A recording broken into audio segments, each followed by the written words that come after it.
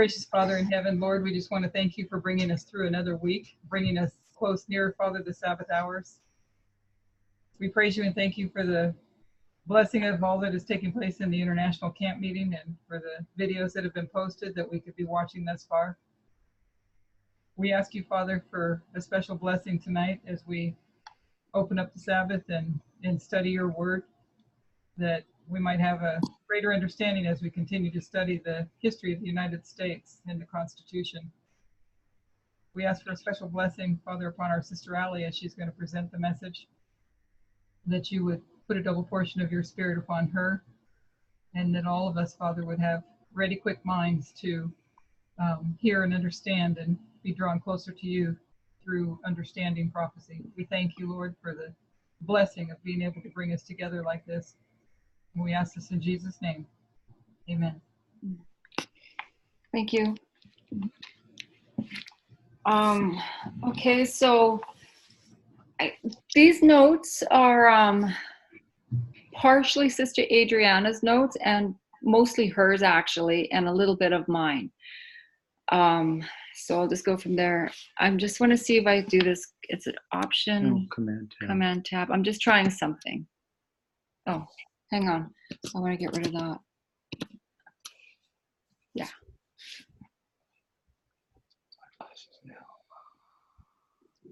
Okay, so can everybody hear me okay? Am I still sounding in and out with Jonathan? I hear you fine. I hear you fine. Okay. I hear you fine.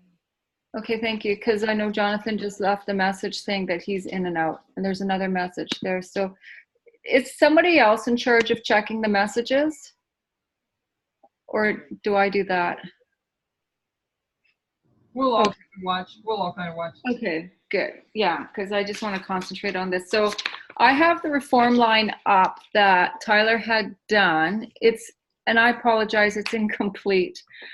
I forgot to it's only this. Can they see my cursor moving around? Mm-hmm. Can you see my arrow moving around? Yes, we do. Yes, we do. Okay, good. So it's not complete, and Henry was helping me last night. He got called away, sidetracked, and I totally forgot about it, and I saved it and sent it out like this. So it's complete, but it's not complete. This is the time of increase of knowledge with the plowing, and there's supposed to be a dotted line going up like that. And then the date 1789 is supposed to be at this waymark because there's a 10-year period here. And this is kind of important. So if you've printed out your notes, you can just pencil or pen mark it into your own notes. Yeah, I know. 17, yeah, and the time of the end there. Because when I read these notes, it's just going to explain it a little bit better, that's all. 1780? But, yeah. Goes down. 1789, 1798. It's a 10-year thing. Yeah. 1796. Okay, so I'm just going to go back. Command tab, Henry. Mm-hmm. Okay, so here are the notes. Hey, Allie, where you have 1796, is that supposed to be 1776 by any chance? I'm pretty sure. I think it's supposed to be 1776 there, because that's the time of the end that he You're right. You're right. So is it 1796 is supposed to be 1776, correct? Yeah. Okay. And then the spot where you have that increase of knowledge thing, that's supposed to be 1789, I believe. 1789 and then 1798. So yeah. This is a 10-year time period. I guess it's off by a year. Yeah. 1789. Yeah. Okay. Thank you for correcting that. It's in the notes anyways. And if you do see anything else in here, just please just jump in and correct it if I've done it wrong. So it's just starting off from the top before I explain the line, because it's kind of in this couple of paragraphs here. Let's just give a quick recap of what we have done so far. What we have said so far is we have read from Great Controversy 440 and 441. We are still working through that actuality, and we saw that Sister White identifies, and the Bible identifies through the translation of the Bible, that coming up out of the earth means to spring up like a plant. We saw this as a allusion to the agricultural model. So I'll just go back to so it's just a little bit easier. And so we applied that over the top. We know that the agricultural model, that there's a certain point where the seed is sown, and I have it under 1798. Seed is sown and germination happens, which is at the waymark of 9/11 for our time. We did that, and we made that 1798, where Sister White is marking this. We said that this is the point where there's a time period after that marks the full progress of the plant, but there must be also a time before that marks a plowing and a preparation of the field. So you have a field that is broken or has trouble that needs to be corrected. And this is where I have this time period, and then I have the plowing in here. So, and if I'm doing this in the least bit incorrect, please do correct me. Okay. And I'm just saying what Tyler had been saying. So again, these are really Tyler's words, not mine. So we dealt with that briefly, and we identified that with the first angel's message is to dispel. I'll go back to the notes, sorry. And I'm here. So we dealt with that briefly, and we identified that the first angel's message is to dispel that darkness that took place beforehand, and the first angel message is given, and then it is developed. There is then an increase of knowledge on that message, and then a formalization, which is marking here at 1798. This formalization of the message, and then 1798, which,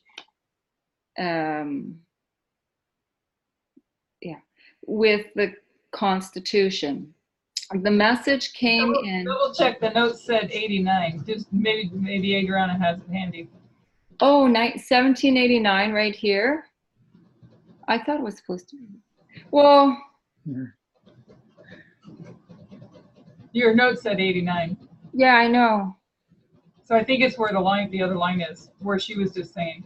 Right here, 1789. I think so. She must not be there. Yeah, that's what I thought it was, 1789. And this is supposed to be 1776, correct? Correct. Yeah, okay, yeah, I know. 1776, 1789, and 1798. Yeah, exactly. So this line here, which I don't have the date in, is 1789. And that's with the Constitution. And the message came in 1776, and then you come to the point of establishment. When you come to that line and look at this with the US, the problem that needs to be dealt with is the European connection. Can you... This is the European connection down here, and this is America.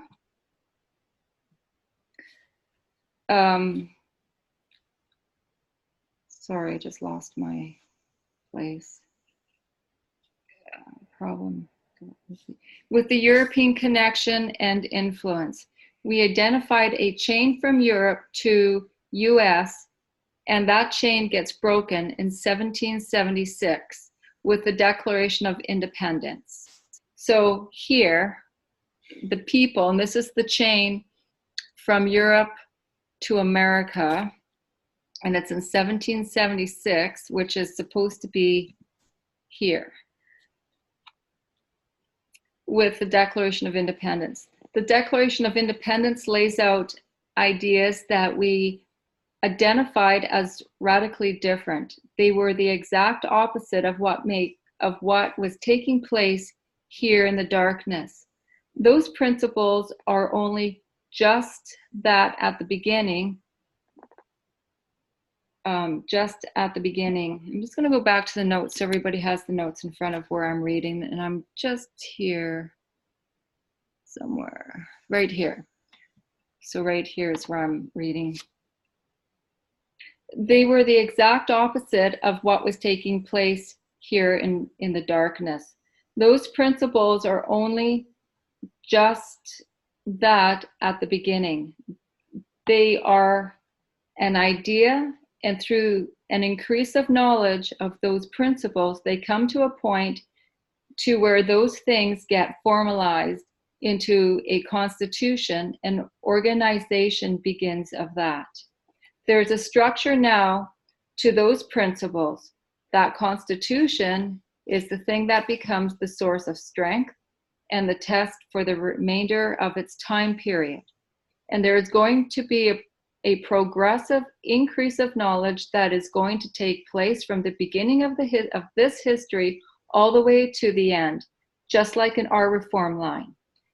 If you were to overlay the time of the end all the way to the end, there's an increase of knowledge. Technically, we don't mark it that way, but technically this is an increase of just continues. Oh, I thought Henry was gonna go back to the reform line. We identified, when you see that increase of knowledge, what it tells you is that the information at the end must be greater than that at the beginning. We said that our information base and our understanding of the Constitution and the fundamental principles that are enshrined therein should be greater than that of the founding fathers who established the document itself. We should understand that in a more deeper way. This is a big, high calling. We identified that when you are looking at this line, there is almost a contradiction, because the US at one level is being destroyed, and by the time you get to the Sunday law, the Constitution is null and void. But what are we saying about the Constitution? That is its finest moment. Wait a sec. Let me read that again. But what we are saying about the Constitution is that it is its finest moment. Okay. We use the line of the SDA to illustrate that principle that Adventism as a whole is going to get destroyed as an institution, but a remnant comes out of Adventism, and that is the crown jewel of that system. And we understand that more clearer on our line with being the priests. We would suggest the same thing takes place here at the Sunday law on the line. I guess the easiest way to show that is that it's the same people. The same people that are coming out of Adventism are also coming out of the US, and they have a correct understanding of the religious aspect of theology and prophecy. And they also have a correct and developed understanding of the principles of the civic duties or the civic side. So they have a correct understanding, or the church, I don't know if that should be of the church, I think it is, and a correct understanding of the state. I'm not saying church and state, I am referring to them separately as two aspects. Thank you, Henry. Didn't know I can have it corrected at the same time. So we can go up. Okay. Then we dealt with Revelation 13. We are identifying and doing a little bit of an exercise in how to read properly and how to come to an understanding of the verses with just the chapter that we are already in. We are developing a narrative for Revelation 13. I believe this is still the recap of what was taking place on Wednesday when Jonathan did his study on part 1. So Tyler has a question. Now I have the answers here, but before we go on into the answers, if you guys could just, if you have the answer to, I'm just going to read the question, blurt out your answers or something, and we'll do it together, and then we'll read the answer and see how we go from there. Is that okay? Yeah. Okay, thank you. So the question is, does someone want to give me a summary of an overview of Revelation 13? What narrative is it telling us?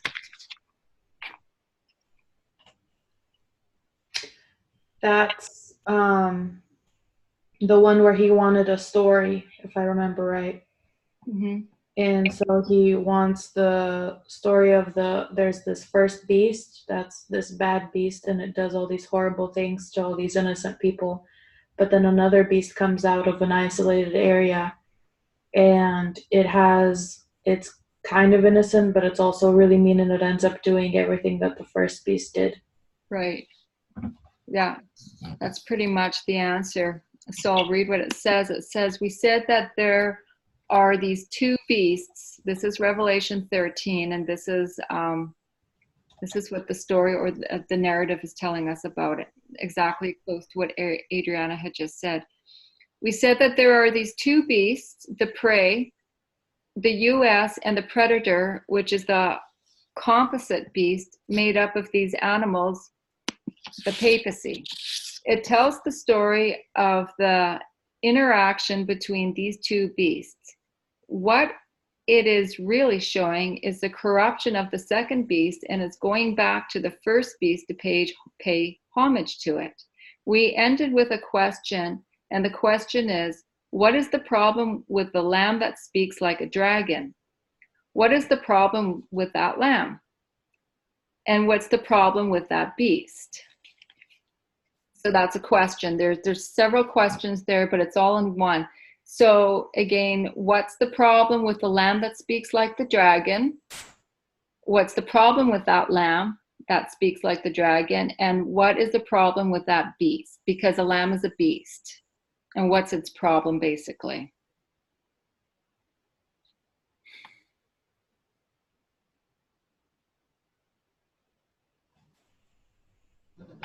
I don't remember at all. I have no idea.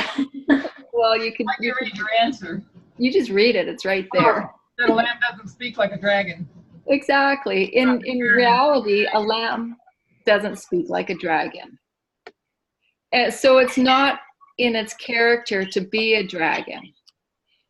So somebody answered that in class when this study was given back in Edmonton, and Tyler says amen to that. So that's basically the answer. So there's a contradiction here. You can't be a lamb and a dragon at the same time. Something is wrong about that. They are opposite symbols, because if you are going to expand the context of what we are looking at to bring Revelation 12 into that. Revelation 12 is the story of a dragon, and you can see from the very beginning of the dragon from Revelation 12. It's a persecuting power just by the nature of the dragon. Then that carries over into Revelation 13. And we read in verse 2, and I didn't put that up in here. Usually I like to put my Bible verses in these, but I didn't today. So if somebody wants to just read Revelation 13:2, I can't bring it up because I don't have Ellen White's CD-ROM on my computer. And if someone just wants to read it, I don't have it here. Because this Mac, I can't get it for some reason. 13:2, if somebody gets there first, go ahead, because I got my printer running and it might irritate you guys. I have it, 13:2. And the beast which I saw was like unto a leopard, and his feet were as the feet of a bear, and his mouth as the mouth of a lion. And the dragon gave him his power and his seat and great authority. Thank you. So the story of Revelation 12, it's carried over into Revelation 13. We just read verse 2, that the dragon being spoken of here is the dragon from Revelation 12. Gives the composite beast its authority. We know it's a persecuting power, and it gives its power here to the first beast, but it has some connection with the second beast. That connection is that this innocent lamb-looking beast is contradicting its character by speaking like a dragon. So there's a question, is can you do those things at the same time? Speaking like a dragon and being a lamb-like beast. Can you do those things at the same time? They're opposites. If you're a hypocrite, you can. You sure can as a hypocrite. And the Bible describes a hypocrite as an actor. If you're acting a part, you're a hypocrite. But the answer is no. But it could be. But today we would say you could, and we would call that hypocrisy. But we have no reason to believe that this animal is hypocritical, at least from its conception. We know that when we read the quote that we are looking at is that this is representing a transition and is going to contradict its character by speaking as a dragon at the end of its life. So now we're going to go back to Great Controversy 440 and 441. Does anyone have any questions about Revelation 13 and how we dealt with that? I hope you don't have any questions because I don't have any answers. I'm sorry. I should have deleted that. Unless you want to just add something that I can't add for you. No? Okay, so I'll move on. Where am I? Somebody, so this is a question that was given at the camp meeting, and somebody did answer, but this is Adriana's notes, and she had written answer to inaudible to question. We know that when the U.S. speaks as a dragon, it is speaking as a dragon in the seventh kingdom, so there might be something to that. She has that in brackets, and that's true. We know that. So when Tyler's asking anyone else with a question in his class, somebody had mentioned this where she is answering in her own understanding. So this isn't my words. This is another sister's response to this question. She's saying, not hypocritical, but a sheep in wolves' clothing, lying, deceptive, manipulating, representing the opposite of its character, but its character has changed into a dragon, so not hypocritical. That's her reasoning with it. And Tyler is saying, he says, I think I see your point, but yes, we know the character changes. If you just take it in its isolation, the two opposites being applied to the same animal, the same beast, that's why I'm saying Hippocratic, because it looks like a lamb. When I look at you from the external, you have the horns and the lamb thing on this beast. So the horns are the thing that makes it a lamb-like thing. So we have this lamb-like beast, but that it speaks something where we're acting like a dragon.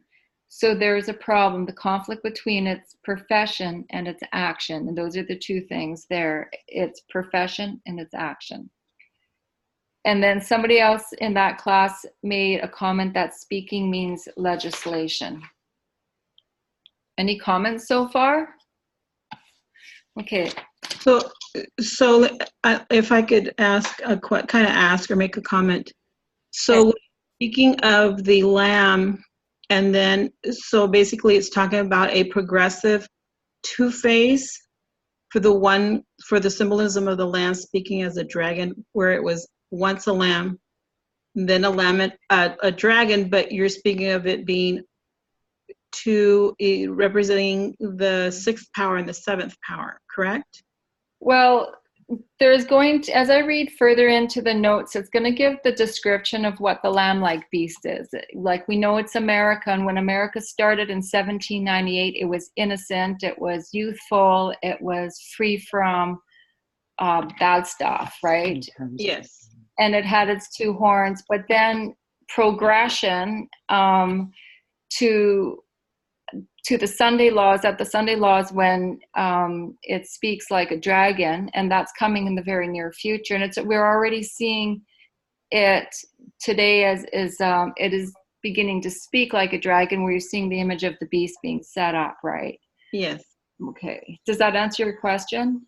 Yes, it does. I guess what confuses me a little bit, it's kind of a new idea that this one beast, well, of course, like, I understand that it was a lamb, an innocent lamb. Then it's speaking as a dragon. It's in a phase 2 of the same lamb, but it's new to me that they describe it as the sixth and then the seventh kingdom.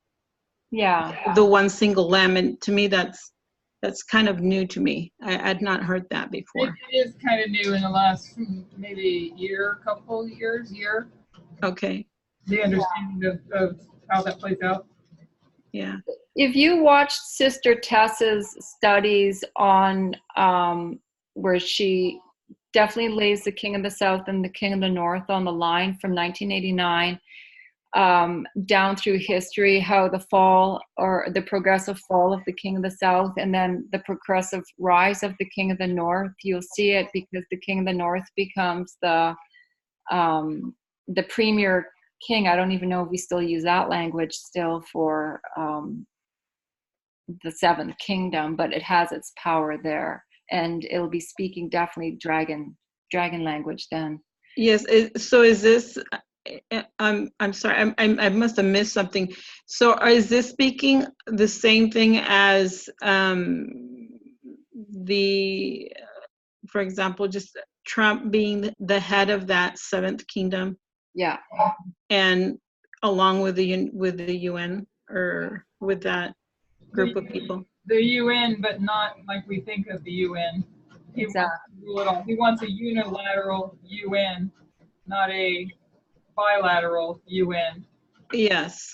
And that's where he's headed. And that's where at Sunday law, then the nation speaks like a dragon. Yeah. So basically now he's bringing them to their knees into that position, right? With his politics. That's where we're headed. Yes. So for now, in the sixth kingdom, things aren't all connected the way they are supposed to be. But at the Sundale, at the start of the seventh kingdom, I think that's where what that starts is the threefold union, but it's the U.S. in charge of everything. Okay. So that's why it's the U.S. now and it's the U.S. then. It's going to look different, but the same. And that's not helpful. I'm sorry. No, that's okay. No problem. I understand. It's going to have more power at that time. It'll have full power because at Raphia, when it destroys the King of the South, which is Russia. Yes. So we're going to see more things yet to come. We're not there yet, but it's foreshadowed in our near future. So I'm just going to go down here. This is the beginning. It's in blue. The quote that we're reading from Great Controversy 440 and 441, and I'm not sure which page he's starting on. It doesn't matter. I'm reading it, and then I have some interruption of his interaction that he does with the class with some questions. Okay, so, and he had two horns like a lamb. So this is Great Controversy 440 to 441. I think it's 441 actually. And the lamb-like horns indicate youth, innocence, and gentleness, fitly representing the character of the United States when presented to the prophet as coming up in 1798. The Christian exiles who first fled to America sought asylum from royal oppression and priestly intolerance, and they determined to establish a government upon the broad foundation of civil religious liberty. And I'm just going to go back to my thing.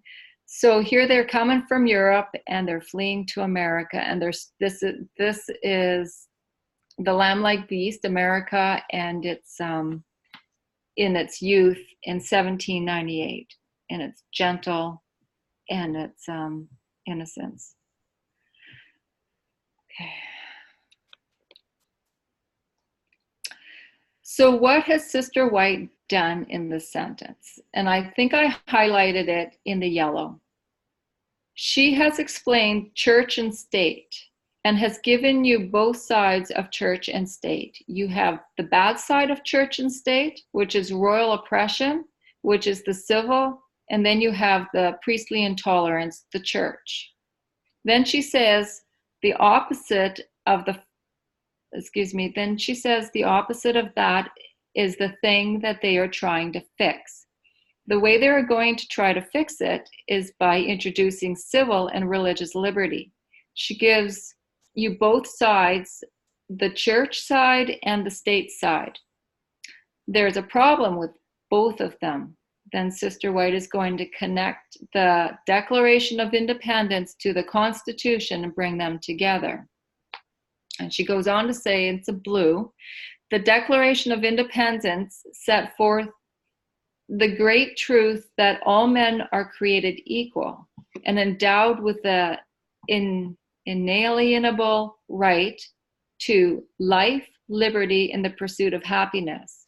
And the Constitution guarantees to the people the right of self-government, providing that representatives elected by the popular vote shall enact and administer the laws. Freedom from religious faith was also granted, every man being permitted to worship God according to the dictates of his conscience. And then it goes on. Thank you, Henry. Notice again that Sister White is repeat and enlarging on that concept. She says, the right to self-governance, governance, or maybe it's not supposed to be that word, I'm not sure. Governance, and governing. Governance is right. Is it right? Okay. Yeah, self-governance. Self-governance. And governing civility, I'm thinking, huh? She also says the freedom of religion. She does the same comparison, repeat and enlarge 3 times. Now, this is something I have to work on trying to see it for myself in the blue. You said civility? I think it's supposed to be civility. I spelled it wrong. Civility. Okay. And reading on, it says, republicanism and Protestantism becomes the fundamental principles of the nation. These principles are the secret of its power and prosperity. The oppressed and downtrodden throughout Christendom have turned to this land with interest and hope. Millions have sought its shores, and the U.S. has risen to a place among the most powerful nations on earth. So she identifies the problem, which is civil, royal oppression, and religious priestly intolerance. To solve that, they are going to enact civil and religious liberty. She goes on to say self-government and freedom of religion. Then she gives the same aspect, but using different words, saying republicanism and Protestantism.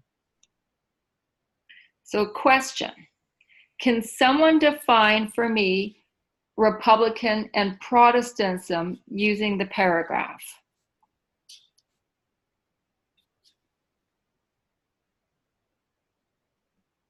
You can read it if you want.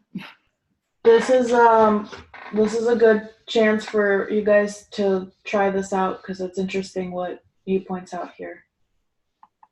Thank you. Yeah. Do you want to where is it? Can you scroll back up to that blue paragraph where she's Yeah. Yeah. Chris down throughout. Okay, yeah.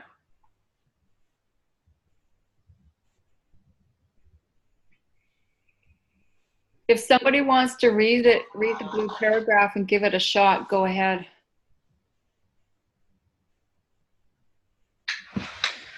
Who all is here? Because you guys got to try this out.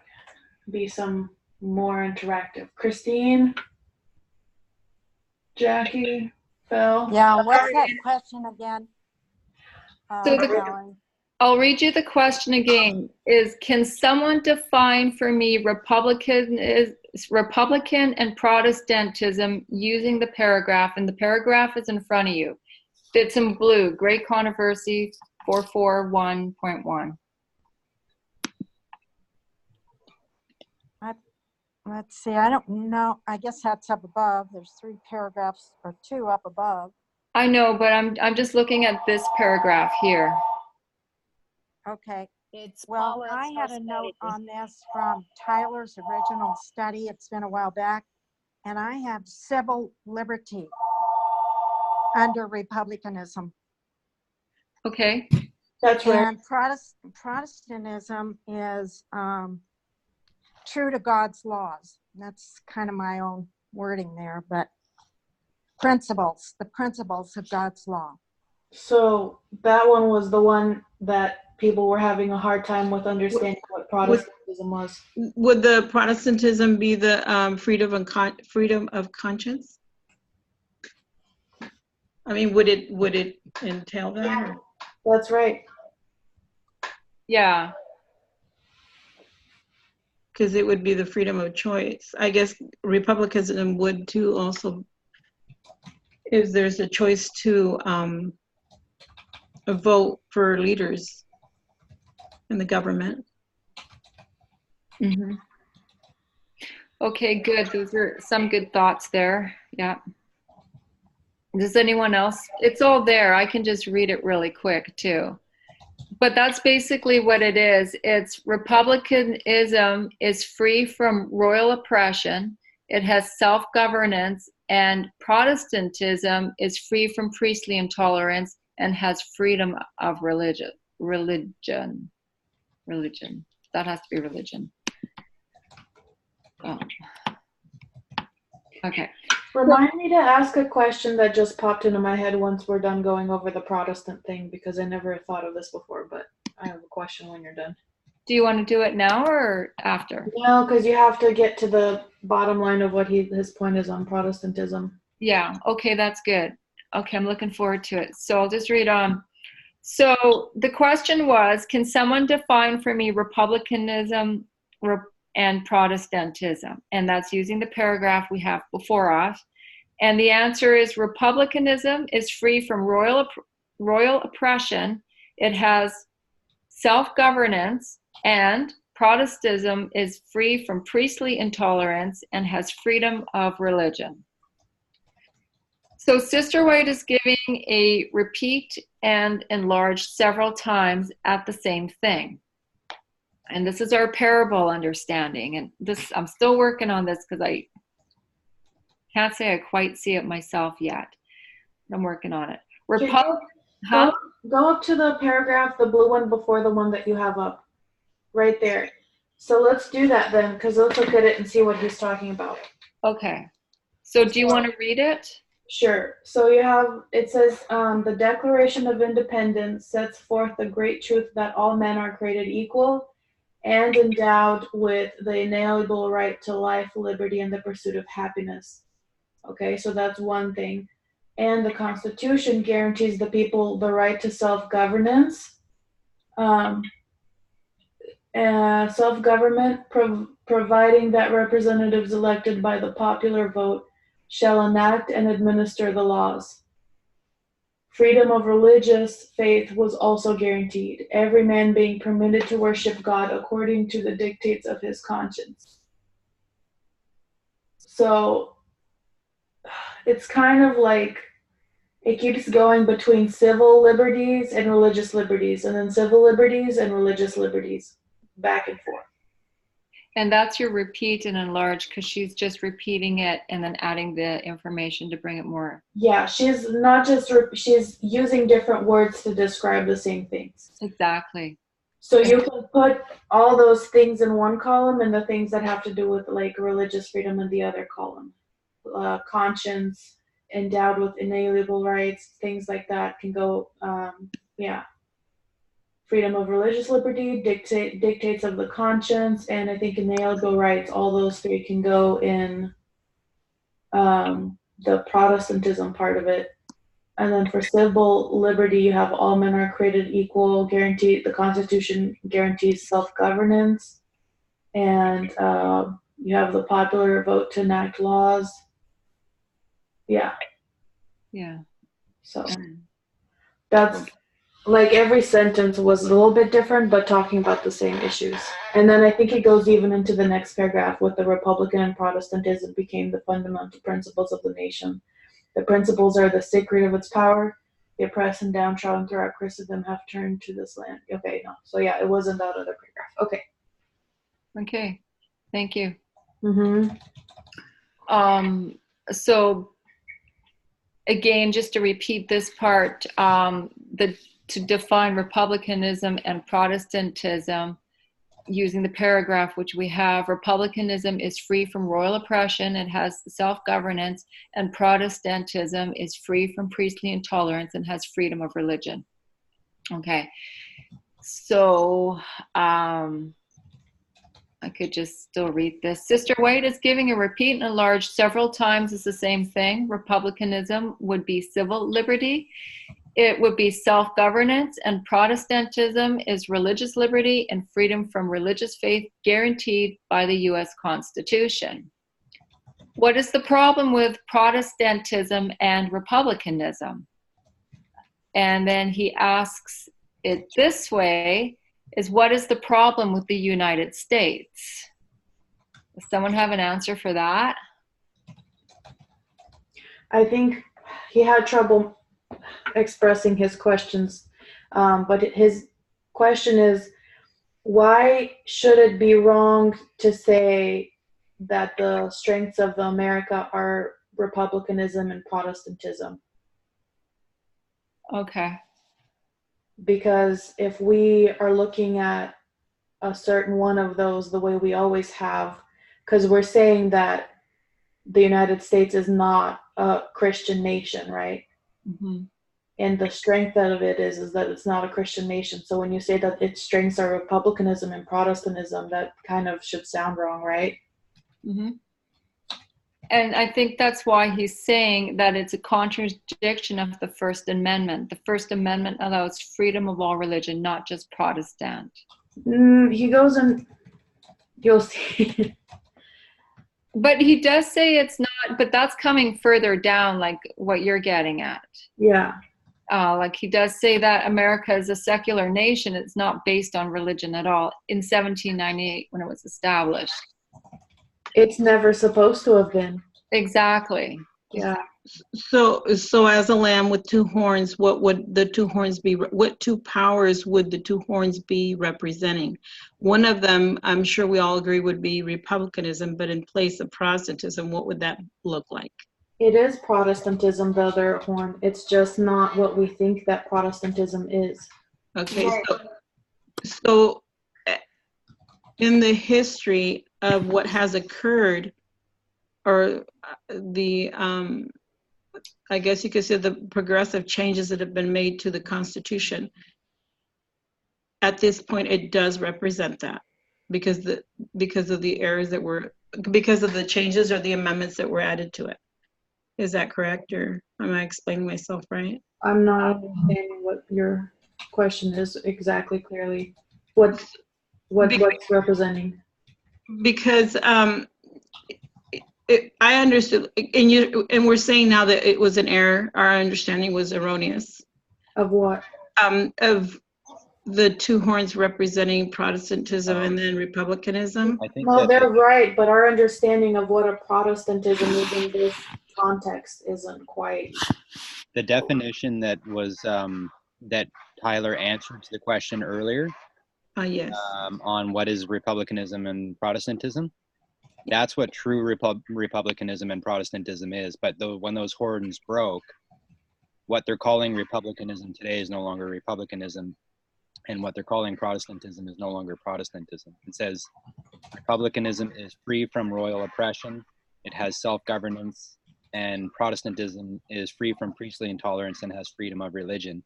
Those two horns of, well, the Protestant horn was broken in the 1840s, and the Republican horn, I don't know if we're saying 2016 or are we saying Sunday law? 2016, and it's progressive. Yeah. Yeah.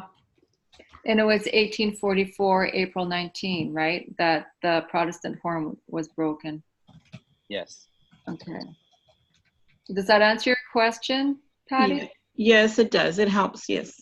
Good. Thank you. Thank You're right. I mean, the two horns are still the same two horns.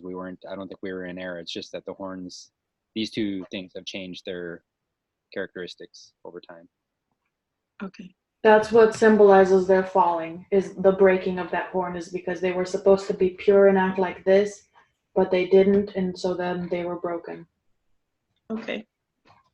Okay. So, the question here, how do I continue this, Adriana? Because you answered it kind of differently. Because I was going to get to that where you said America's a secular nation, but it's not in the answer here, I don't think.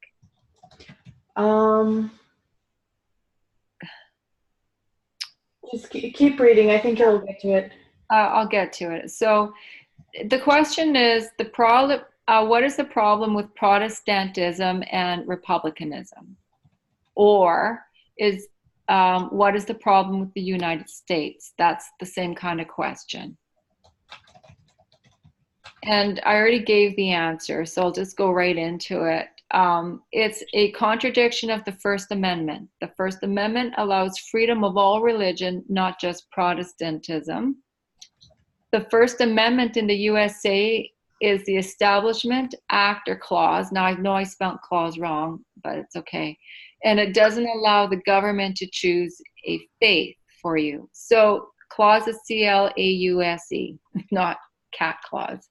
But Sister White is saying here, the secret of the success to the states is the fact that it is the Protestant and Republican, and those are the secret to its USA power. Does that make sense? So it's not a Christian nation. It's not a Christian nation, no. And it doesn't have the right to choose your religion for you also.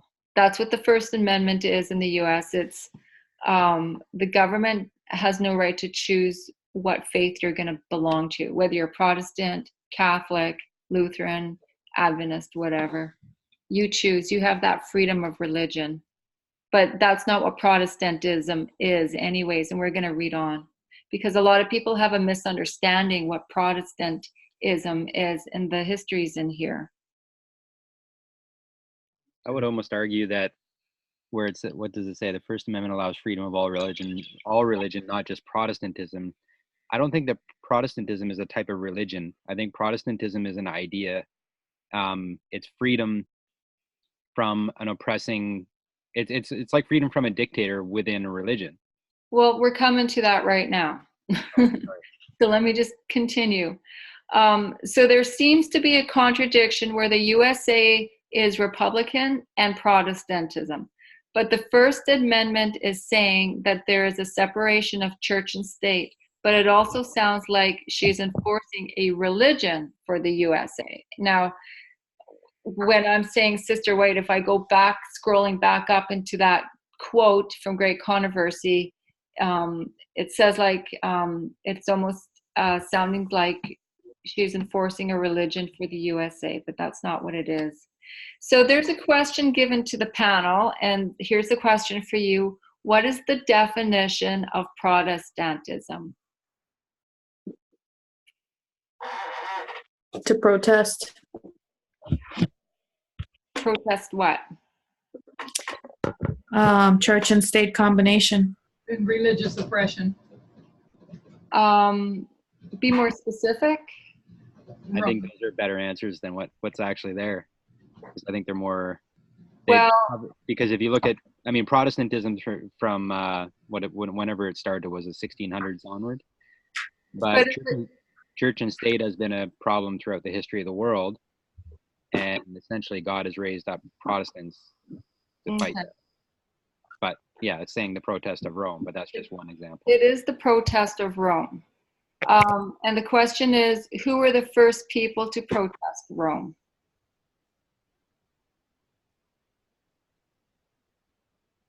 The prince. Catholics.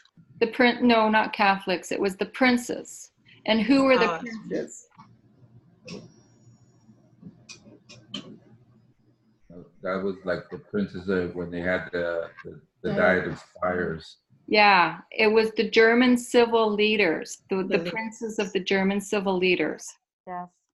In the Diet of Spires, yeah. So, and it was just the protest of the system at that time because the church was telling them what to do, and they were tired of it. So it goes on to say here, Protestantism is born out of a civil action. It's the idea that the church was trying to tell the state what to do. And the state said, you're not going to tell us what to do anymore. The princes came together. They are not religious. They are not priests or whatever. These princes came together and said, we are not going to let Rome tell us what to do anymore. And they protested against Rome. This is where the name Protestant comes from. The Diet of Spires, the foundation of Protestant, it has nothing to do with the Protestant faith. All it means is to protest against Rome for telling the civil power what to do. And that's the history of the Protestantism. This paragraph is not about anything to do with Christianity. It is the identification of Protestantism protesting the combination of church and state. Huh? Can you hear me? Yeah. Hello? Yeah, I can hear you. Sorry, my internet stopped working and I think it's working now again, but I'm on my phone. So what he's saying, like you just read, is that Protestantism isn't the religion of Protestants. It's not apostate Protestants. It's not Christians as Protestants. It's just the act of protesting Rome, right? So you don't even have to be religious to protest Rome, right? Isn't that what it's saying? That's exactly what it's saying. So if we're saying the Protestant horn fell in 1844, how did it fall in 1844? Because I always thought that when we look at that, we look at the Protestant churches rejecting the message. But if that's, how does that make the Protestant horn fall? Because for it to fall, they would have to fail in their job of protesting a civil law. Do you know what I'm saying? That's my question. Would it have to do with the United States falling into the trend of becoming a Christian, quote unquote, Christian nation at that time? Because the Protestants stopped doing their job function? Right. So what event happened where they stopped doing that job function? That would have to be what breaks it. Good question. I mean, the breaking of the Protestant horn was when they rejected the message, wasn't it? Yeah. So but that didn't have anything to do with the civil law. Well, they would have. Which message did they reject? And what was it? April 19th. They rejected William Miller's date of Jesus coming. Isn't that what it was? He was saying Christ is coming and on this date, and they closed their door to that message that he was coming. That's the line of Milleritism, but it actually goes way back to when they left Europe and they came over to America. I'll just go there again on my line here. Here in Europe, they fled the oppression, and it was the German leaders that protested Rome because they were being told what to do in everything from taxes to how you worship and government. Rome was meddling in the powers, the kingdoms set up in Europe and meddling in everything, and the people just got tired of it. So there's a time during the 1260, or not the 1260, maybe not, coming up to 1798, or the date actually up here, 1796, I think. If somebody knows better than me, please fill it in. But they were fleeing Europe and they were coming into the United States because they wanted to have nothing to do with that history. And they started the new nation in 1798. Remember, innocent youth and free of oppression, religious oppression. I think they came here way before that. Wasn't it in the 1600s that they were here and they were building the 13 colonies, and they already had the 13 colonies established by the time that they broke from Europe with the Declaration of Independence. Columbus came in the 1400s. So there's like there's a few hundred years before the U.S. But that was to South America. Yeah, but it's just the leading up, right? Plymouth. It's the progression, because it wasn't even in, well, when did the Pilgrims or whatever landed in They Plymouth? came in 1620. Yeah. 20, okay. 16. Yeah. And the first, actually, I'm referring to the first slave ship came in 1619, I believe. Well, that's odd. They arrived before even the Pilgrims. I'm sorry. Isn't that amazing? That's horrible. Well, that history, sorry, go ahead. Sorry. So my question is that in 1844, if that's when the Protestant horn fell, the way I see it as falling is that they failed at doing their job, and that if the job of protesting is to protest against a civil law, then I wonder if that's that Oregon law. I don't know.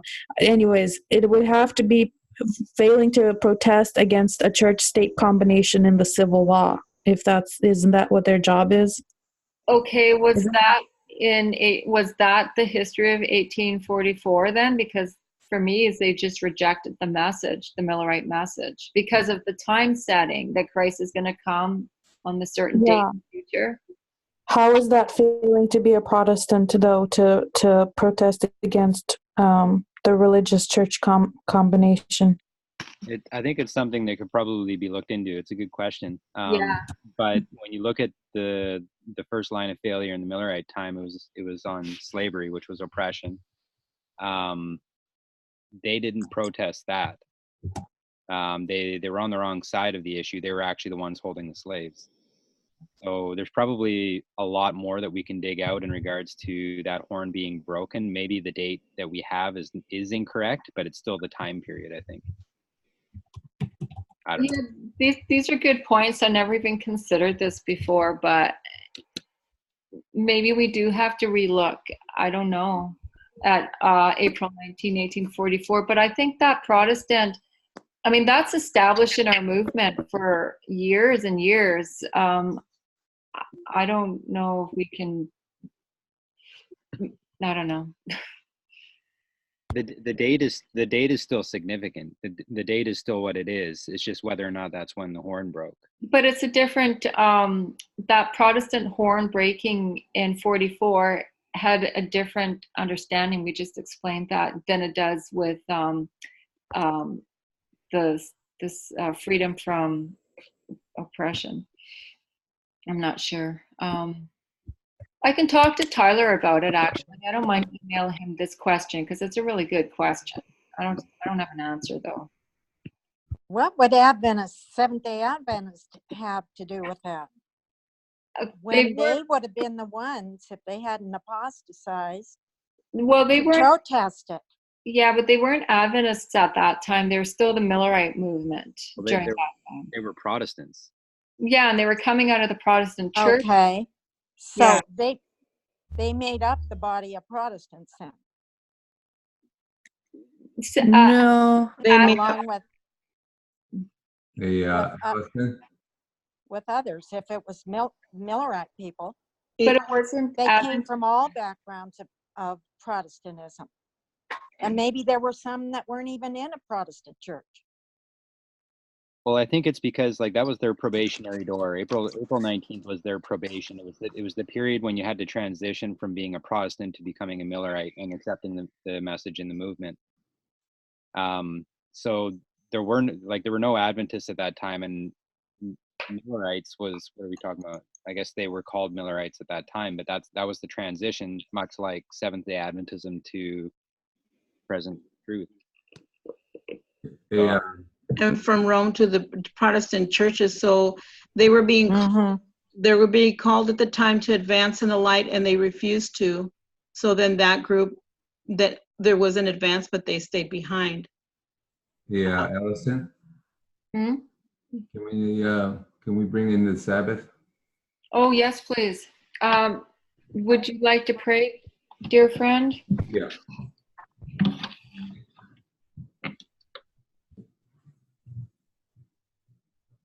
Holy Father in heaven, we're gathered under your name, and we praise your holy and mighty name, Lord. People come together to honor your holy Sabbath that you've given us. And we pray and we ask that you make our words full and not empty. And we ask for your presence and the presence of your Holy Spirit on your blessed day, Lord. We ask for your blessing of this group and this fellowship. And if we have transgressed against my Lord, we ask for your mercy, your forgiveness, and your repentance.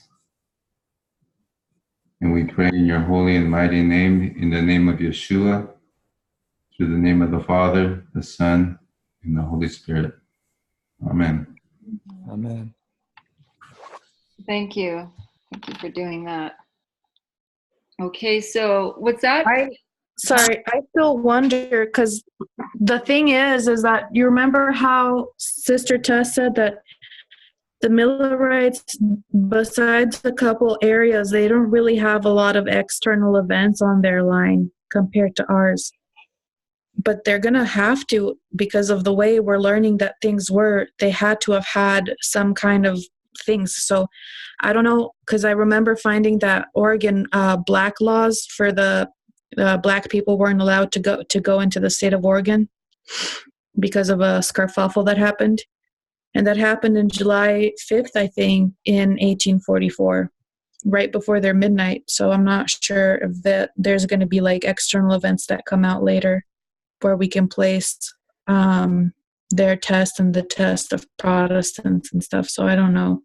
Well, But if you do, ask Tyler about that. So that's, sorry? The fall of the Ottoman Empire was one of the external events that they were tested on, wasn't it? That was Yeah. early. That was about 4 years earlier, though. But that was, And that was the empowerment of the first angel's message. April 1944 is the second angel's message. Can I say something, if it's okay? Of course. What I'm thinking it is that the Millerite going into Adventist religion was the only one that was really protesting Rome, because the Protestants keeping the Sunday, they were not really divided from Rome. They were not really protesting keeping the Sunday. So I'm thinking that maybe that's why the separation or the breaking of the horn happened then, when they refused the religion, that the religion of freedom that God gave them. Well, that's why God gave them 1846, the Sabbath at that time. They still had to go through their test past October 22 before the Sabbath was introduced. So I'm not really sure Yes, the Sabbath was introduced in 46, but the movement started in 1798, actually. Yes. So it's like we are having now, our group is getting formed right now. If you are not with the group and you are saying, I refuse this, but I'm going to accept the Sabbath later, it doesn't work that way. So you have to accept from the first angel to be able to go through all of them. You know, but also think that, because it is a really interesting question, but think about the purpose of the separation of church and state was so that everybody would have the right to choose, right? So when you come up to, and there's a message here that is announcing the second coming of Jesus, and they all have a right to choose. Some chose and some didn't. So I don't know how that fits in, but the purpose of the separation of church and state was to prepare for the second coming, so that you had that freedom to choose. Yeah, that's a real good point, Sister Elaine. For the Adventists, the second Advent group band or Millerites at that time, because they had to separate. So I like that. We are saying that the fall of the Protestants happened in 1842 with the introduction of the charts. That's when they closed their doors. So I don't know. Yeah, we have to look into it to Yeah. see. Who asked that question originally? Was it Adriana? Yeah. Okay, so can you give it to me again in your words? I'm gonna write it down, like if you put it in chat or something. Well, I just don't want to miss out on that question. I'm gonna send it to Tyler because I think I'll write it in chat. yeah, everyone's bringing some really good thoughts to the board, and I actually appreciate that. That would be a good one to give to Parminder as well. Yeah, but he never answers me anymore. He's too busy.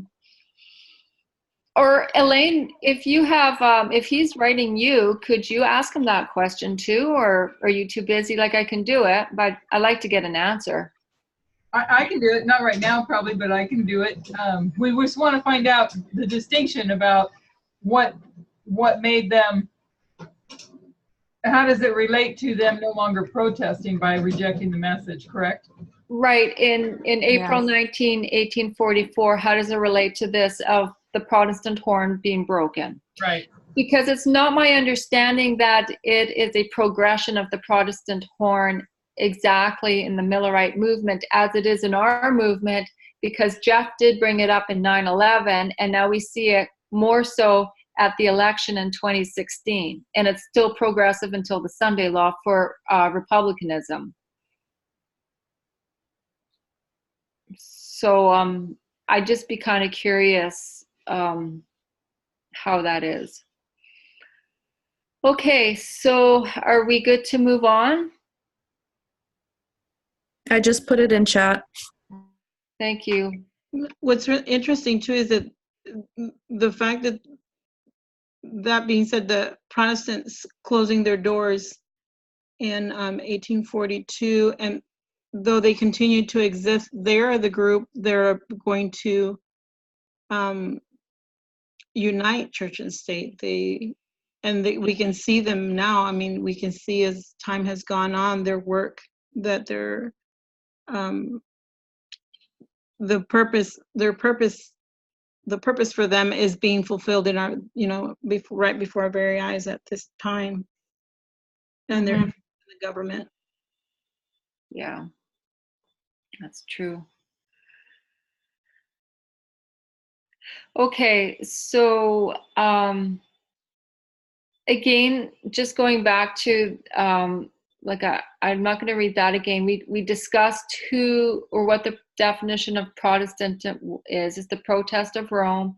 We learned that it was the princes, and they were the German civil leaders. They were not religious, they were not priests, but they were just tired of being told what to do by the church, and felt like the church had to stay out of the state business. And this paragraph is not about anything to do with Christianity. It is the identification of Protestantism, protesting the combination of church and state, that the church dictates anything to the state. And that's what they're protesting, because the church has their business and the state has their business. And the whole idea is to keep it separate.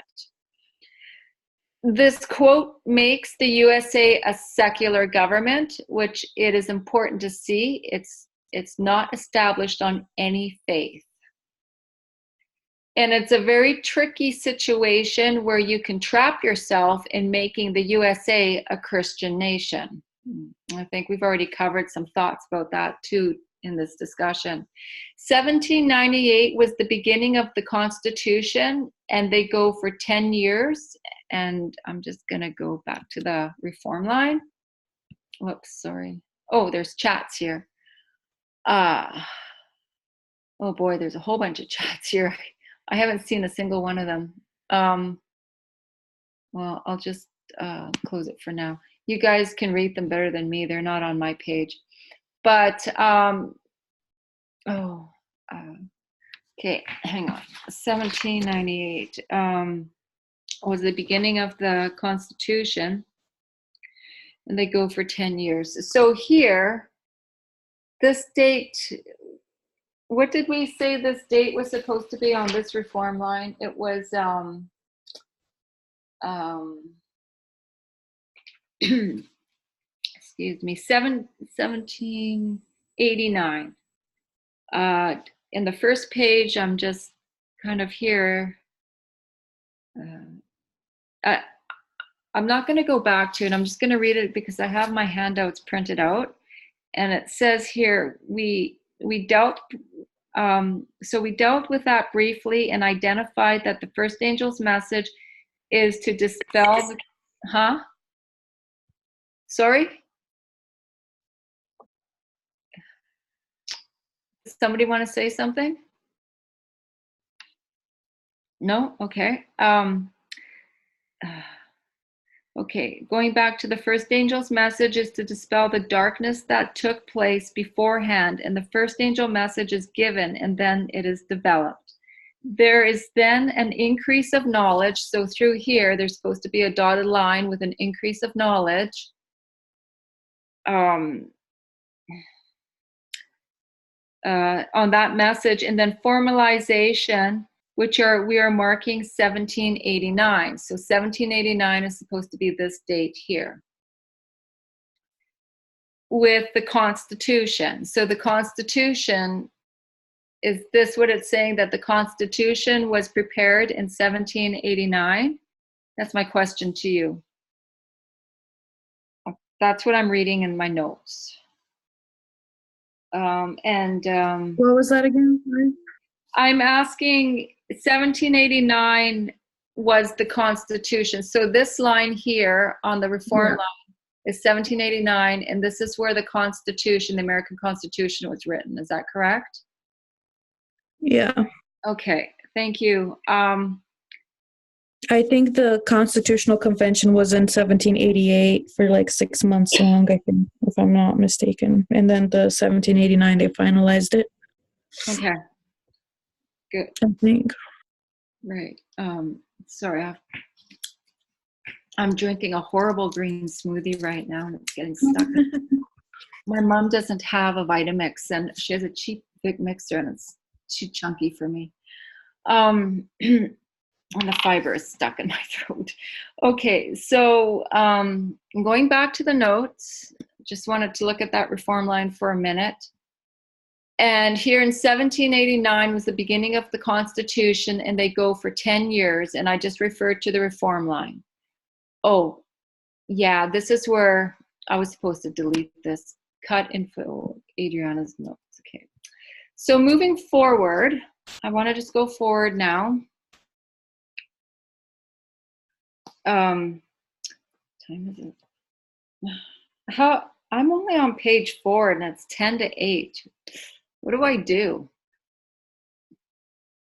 Am I able to finish this? I'll keep going because you started at 6:30. Oh, okay. So I got another half an hour then?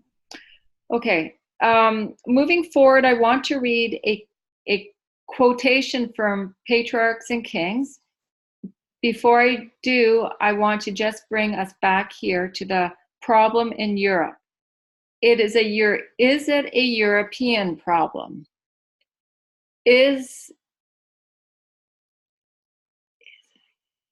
it a European-only problem? So that's the kind of questions Tyler's asking here, and he's answering it. He's saying, no, it's a worldwide problem. And one thing I want us to see is that the answer to the problem starts in the United States or US. But one But one of the things that we're going to see, and even now we see it with the idea of two streams of information, that it's not a localized problem, it's a problem of the mind, and it's a problem that goes global. It's a global issue that affects everyone. So the European mind has a global problem, and the US was a local solution that was going to try to fix the problem. And they did fix the problem until the Sunday Law. So my question is, what started off the US was supposed to go to the world? That totally doesn't make sense, that question. Let's see. So my question is, what started off in the US was supposed to go to the world? It's a weird question. The question is, what started off in the United States that was also supposed to go to the whole world? So what started in the US that then was supposed to go to the world? Okay, thank you. Do you have an answer for that? Yeah.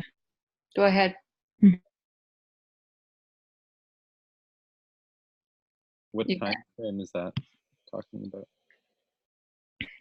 It was, remember how they fled Europe because of the oppression, and they flee to the US and start a new, fled? Yeah, they fled to the US.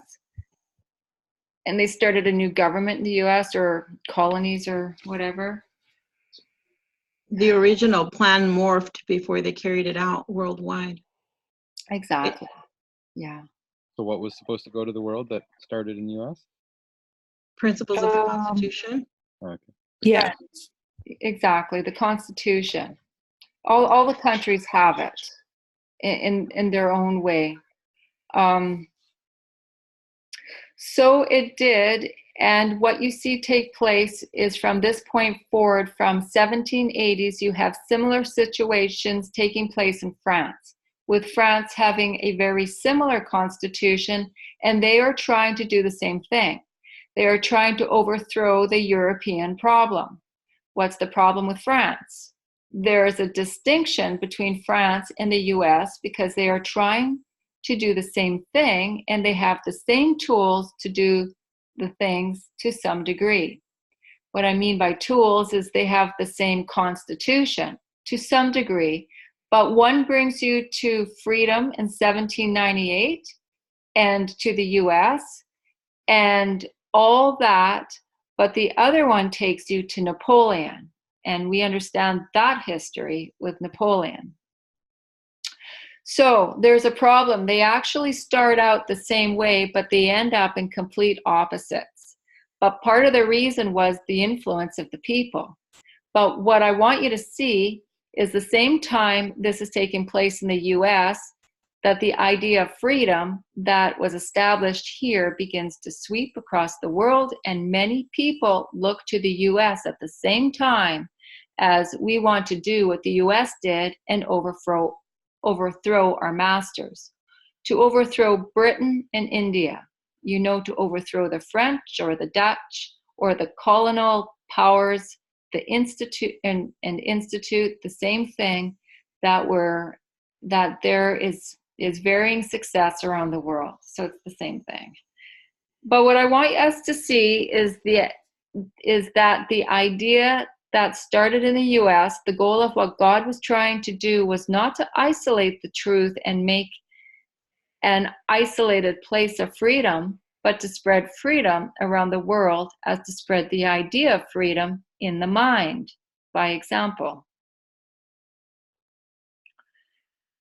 So we're going to read a quote from Patriarchs and Kings, page 708. Prophets and Kings. Prophets and Kings. What did I say? Patriarchs and Kings. I always mess that up. Ancient Israel fell into a very particular trap. Suggestion that the USA has fallen into the very same trap. And this is part of that quote. Through messages such as those borne by Malachi, the last of the Old Testament prophets, as well as through oppression from heathen foes, the Israelites finally learned the lesson that true prosperity depends upon obedience to the law of God. But with many of the people, obedience was not the outflow of faith and love. Their motives were selfish. Outward service was rendered as a means of attaining a national greatness. National greatness. The chosen people did not become the light of the world, but shut themselves away from the world as a safeguard against the being seduced into idolatry. So one of the problems, and hopefully we will talk about this if we get time, I should have deleted that, is that the US at one point tries to close itself off from the rest of the world. And depending on what president you are under and exactly how they want to characterize that, but this is the idea of isolationism, which took place before World War I. When the concept was really trying to be pushed, it was something they struggled with, and that is a part of the reason why it was hard for the US to get involved with World War I and World War II, is because of that concept. But what I want us to see here is that Israel, the internal, was supposed to be the light of the world. I am saying that the US is also supposed to fall in the same category. The Israelites had the spiritual truth. The US here has the civil freedom, which is our civil truths. All I wanted to pick up with that quote is that the US should be giving a message of freedom to the world, and internally during the same period of time, God's church should be giving a message of spiritual freedom as well. And if you remember the two ships, when Tess had done her line of the two institutions that began in 1798, it was the United States and it was the SDA. And we put SDA Church at 1798, even though we know it came later on, but it began there with the Millerite movement. So, any questions so far before I go on? No? Okay. So we're going to switch gears. Part of what I want to do is read from A.T. Jones. This document is called Appeal from the U.S. Supreme Court Decision, Making This a Christian Nation. And just to give you a little bit of backstory on what we're going to read, A.T. Jones is addressing a Supreme Court decision based upon a particular problem that was going on in the U.S. at the time. And part of the problem was an immigration problem to some extent, importing workers. And the problem was that at the time, there were laws that said you can't bring in hired help from outside the U.S. if it takes the job away from a U.S. laborer at the time, or citizen. If you have an American citizen who can take the same job, you have to give it to the U.S. citizen, and you can't give it to a foreigner and bring them in. Part of the reason they wanted to do this is because they had a lot of unskilled being brought into the U.S., and they would pay them a lot less than they were going to for the American counterpart for the same person. Very similar issues that we have going on today in the U.S. and lots of other countries. And I can attest to that being Canadian. I know they're bringing up buses and buses and buses of Mexican workers to do the cheap labor on our farms here in BC. And I just learned that only a few years ago. So, and I know it's happening in the US quite a lot. So this is what kind, this is what. So this is what kind of, I don't know what that means. Okay. There's a court case about it. This specific problem was that the church was hiring a pastor from Europe to come to the US and do a certain work for them. There became this controversy over that. The Supreme Court rules in such a way, and most of it is fine, but they add something about the Christian nation, that we are a Christian nation into their decision. And A.T. Jones is going to comment on that. He gives a very long explanation for why it's wrong and how they went wrong in that history. So that's just a little bit of context. But we're not going to read most of it because of how long it is. It's 50 to 60 pages. But we're just going to read a couple of pages. What we want to highlight is the understanding that he has the Declaration of Independence and the Constitution. So one of the things I want to do is I want to look at the Constitution a little bit, just some of it. We have already looked at the Declaration of Independence. A little bit, yeah. Okay, A.T. Jones is going to give us an amazing explanation of this time period and the problem that they faced in Europe. So I'm not going to read that protest because he explains what I just told you to some degree about the decision. We're going to start where it says on the reverse side of the Great Seal. Okay, that's just, I should have just got rid of that, but that's okay. On the reverse side of the Great Seal of the US, there is a Latin inscription, Novus Ordo Seclorum, meaning a new order of things. This new order of things was designed and accomplished in the American Revolution, which was the expression of two distinct ideas. First, the government is of the people, and second, the government is the right entirely separate from religion. Did that make sense when I read that? Okay, I'm just going to summarize. Those two things give me two different words for them. So he says there are two ideas. He says on the Great Seal it says a new order of things. So he's saying the new order of things is accomplished here. The process from 1776 to 1789, and if you remember on my reform line, you have that date. The process of these principles being identified and then being established in the Constitution.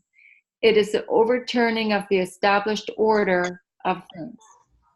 The established order of things at that time is the European mind.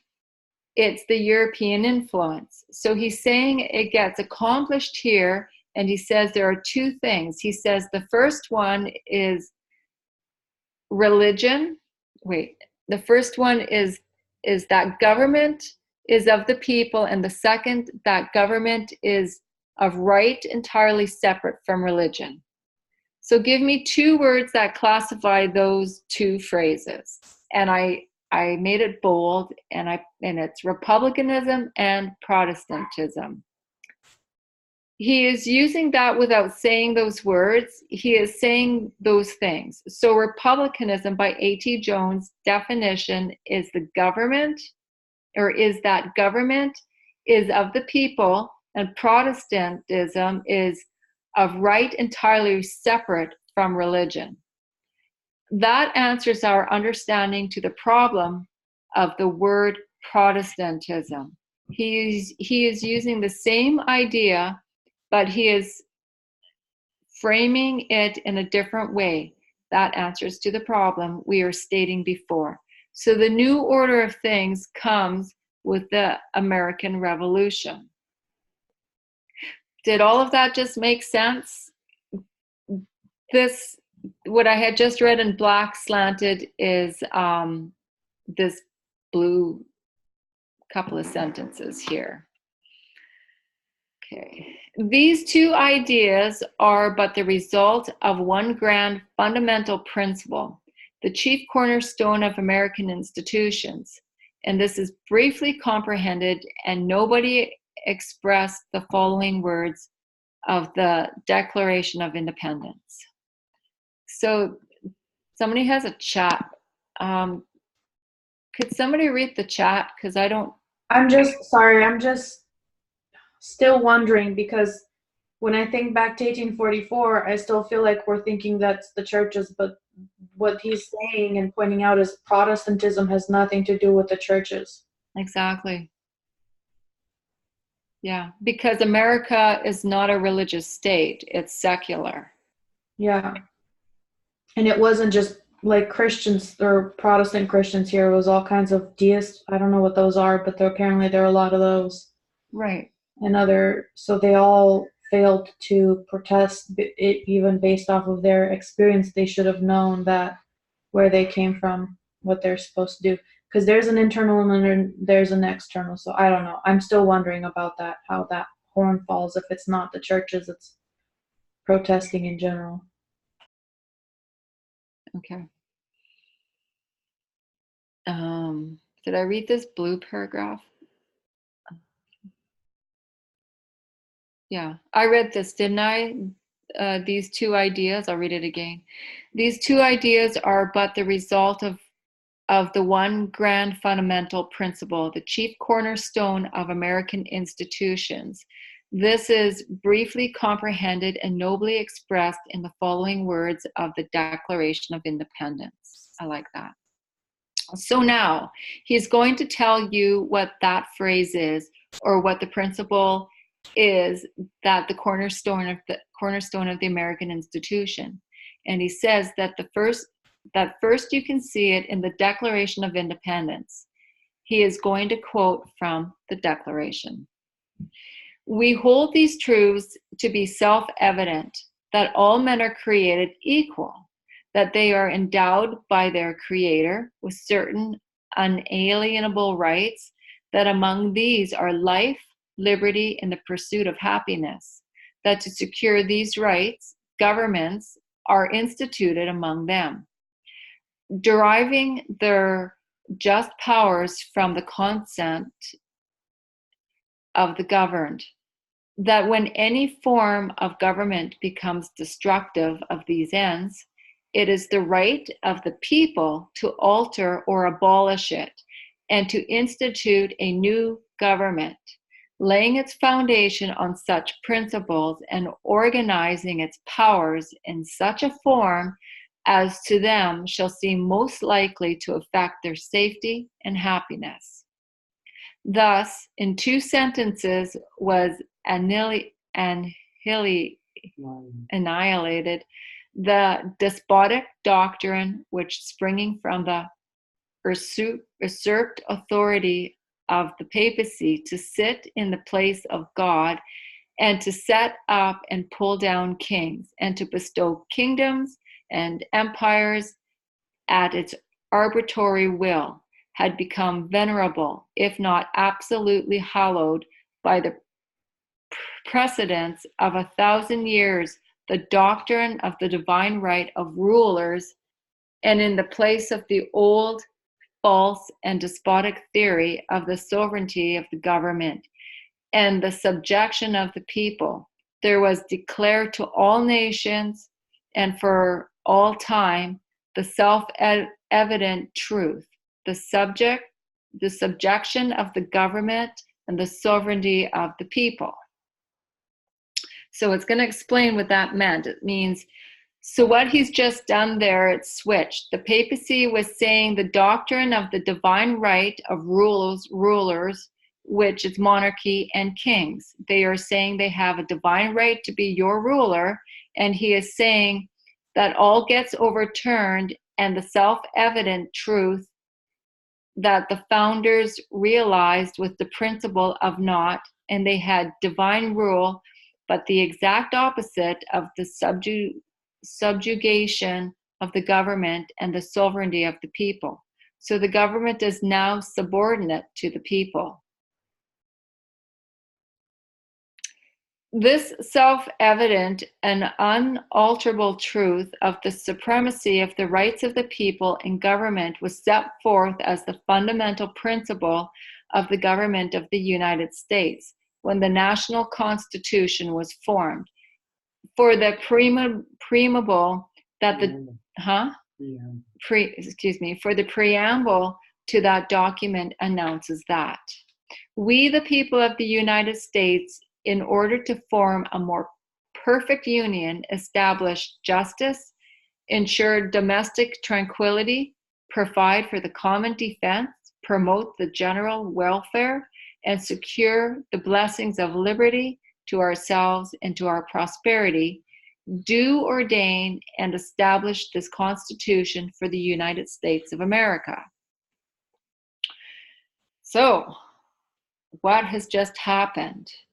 The U.S. is founded not on the fact that the U.S. has power in and of itself to be a nation, but the exact opposite, that the people found the government and they say, we give you power to be a government. It's the exact opposite of what has taken place in the past 1,260 years. And so the idea of the rights of the people is the idea that is enshrined in the Constitution. Here is now going to quote from the 9th and 10th Amendment to the Constitution. The 9th and the 10th Amendment, for those who don't know, are part of what section of the U.S. Constitution? It's the Bill of Rights. And does anyone know what the Bill of Rights are? So he's asking that question. I don't know what it is, but I'm going to read it. So if somebody else knows what it is, go ahead and give me an answer. What was the question? Okay, it's a big A bill is law. It's a list of laws based on their rights. I think it had something to do with the amendments to the Constitution. And that too, yeah. Okay, yeah, and we had just read all of that here. And what it said here, it's the people that make up the government. I guess we're just going to read it here. I can't. What was the question? Well, the question was, the 9th and 10th Amendment, for those who don't know, are part of what section of the U.S. Constitution? It's the Bill of Rights, yeah. Yeah, it's the Bill of Rights. Does anyone know what the Bill of Rights are? It's an extension of rights. Okay. Because they didn't get it all in at the first get-go, and then things came up and they realized we need some more clarification on certain things because clearly we have a lot of chaos and confusion happening without it. And they can add to it and they can take away from it, is what I've learned. Yeah, so I think it's part of the amendment system, but the Bill of Rights is known as the first 10 amendments. Right. And today they want to get rid of the Second Amendment, is my understanding, and that's the right to bear arms. Is that correct? There's, I think, a few they want to get rid of. Okay. So gun control. But that's not the one that the right wing doesn't want to get rid of that, and the left wing just wants more regulation. So that's not really. Oh. Yeah, they're not trying to get rid of it. They're just trying to make it more, where it protects the citizens more than because of all the arms that are out there right now. Okay. They want to amend the amendments because they're amendable. Right. Yeah. And that was in the Constitution. They left the back door. They wrote into a back door where they can amend the Constitution, just so it keeps up with the pace of the things that are coming up. The problem is, though, and that's the big issue, is that the Constitution originally, the way it was written, we read it Wednesday and we read some of it again tonight. You are not allowed to make any law for your rights that also suppresses somebody else's rights. You cannot do that. You cannot add rights laws that also, while they give you rights, they oppress someone else's rights. So you cannot say in the Constitution that gay marriage is illegal because you want your right to be that of the right of your religion, but now you're suppressing the rights of other individuals. Exactly. You can't have that. But the thing is that then the religious states say, well, but if you're letting them have their rights, now our religious rights are being suppressed. See, this is the ridiculous thing about it that Tyler's trying to point out, is that they both use the Constitution to show that they're right. And it is a fine line and like a razor's edge, like he says, and you really have to know where you are and why you're there. If it comes down to interpretation in the final analysis. Yeah. Is there an answer to that today? Like, do they have an answer to the religious rights and to the gay rights? The issue and the problem is that they're misinterpreting not only the Constitution, but they're from the get-go misinterpreting their own religious understanding of their Bible, because the Bible says that state and church should be separate, one, and then two, you are not to force your religious beliefs on anyone else. You stay in your corner, you do your thing, and you don't judge other people also. But what they're doing, this is passing a huge judgment on a sector of society. So their misunderstanding of how writings work goes all the way back to their own faith system. It's just snowball effect, I guess. Oh, and it transfers into the civil laws.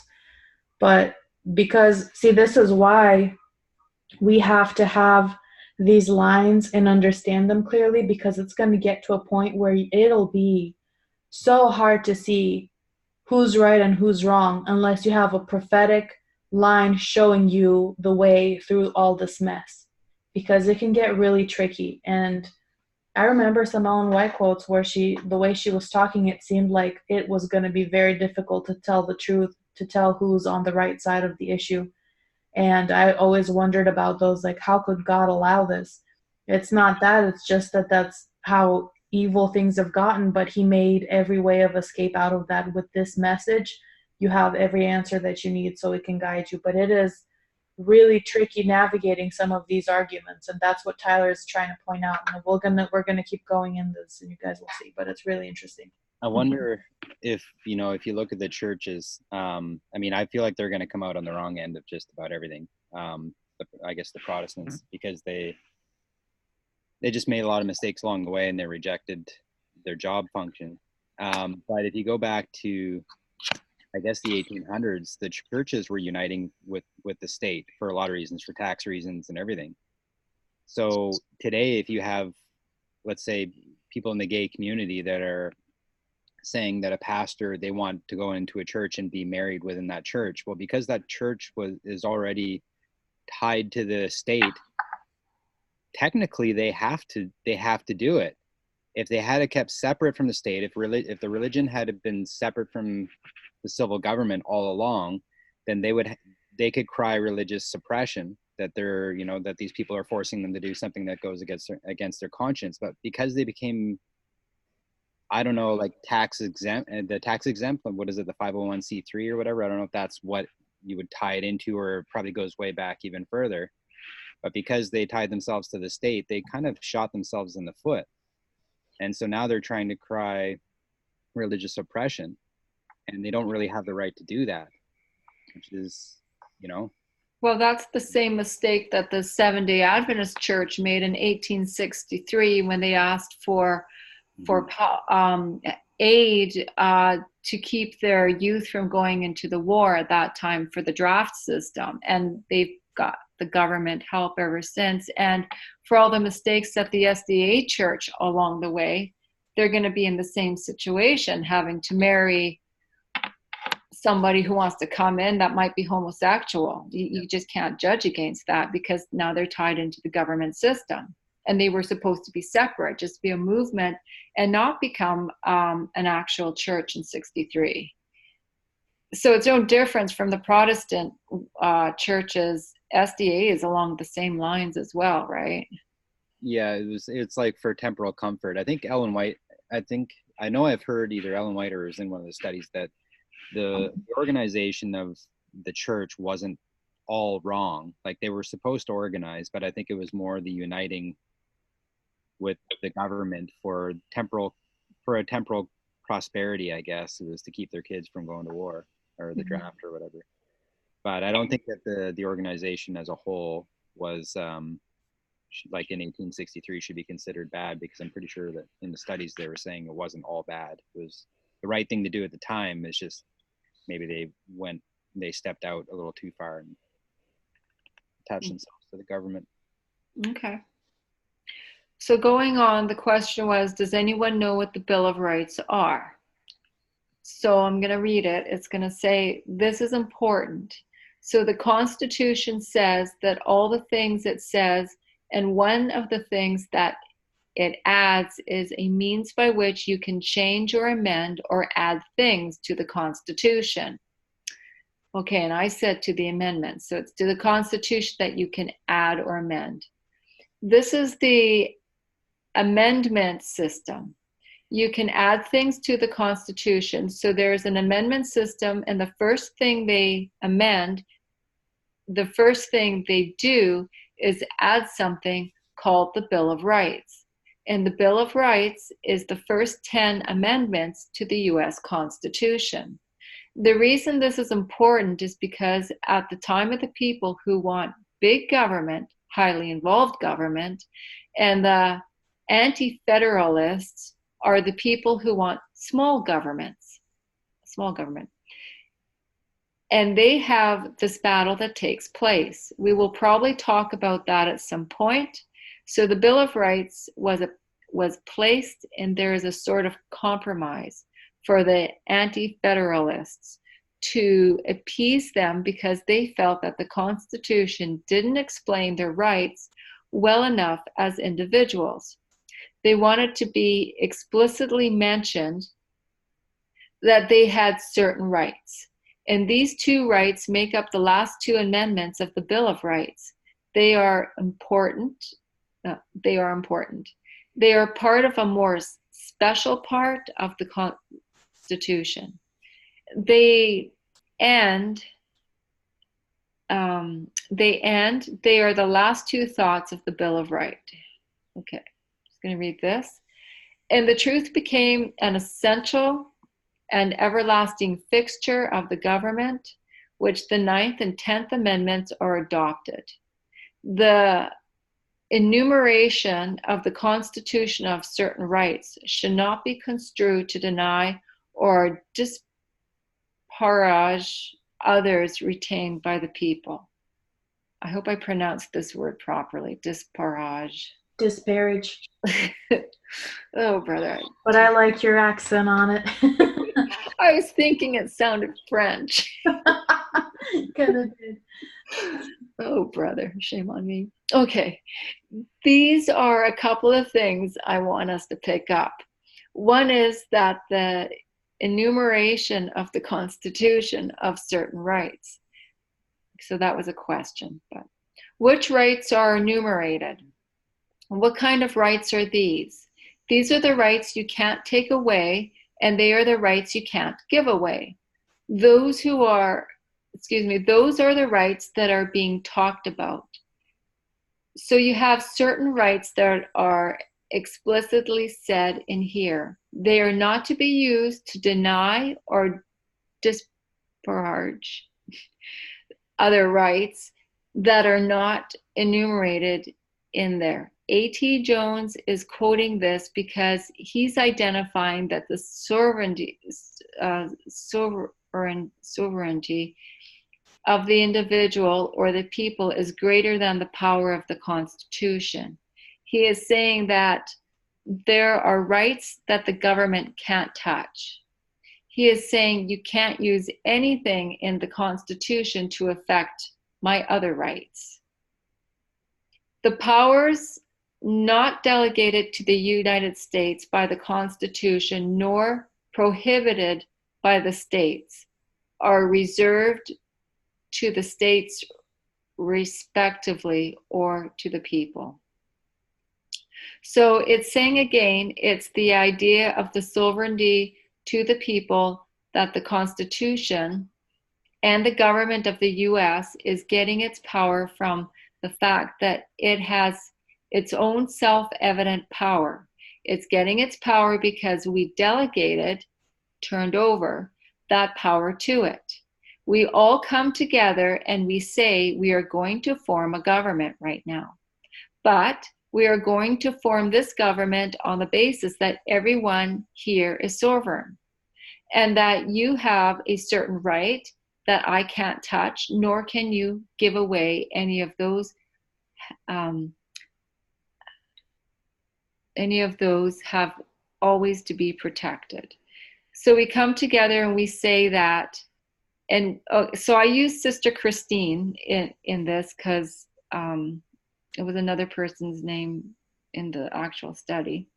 And we say, okay, Sister Christine, we will make her the symbol of our government.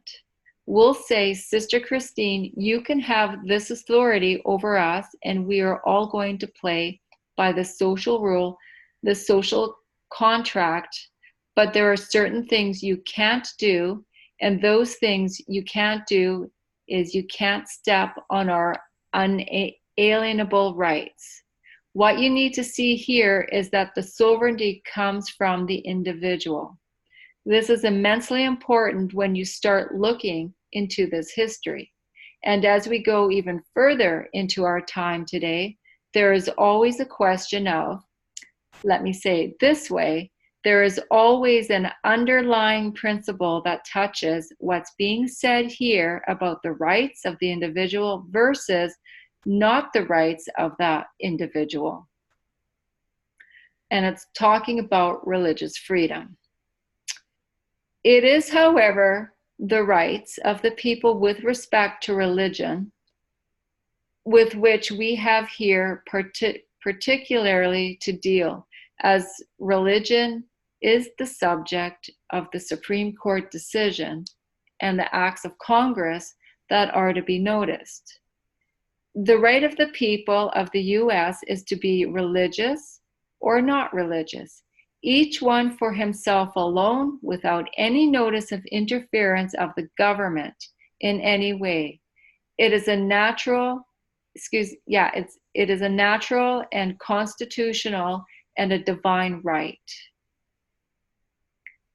Does anyone have any questions so far? Is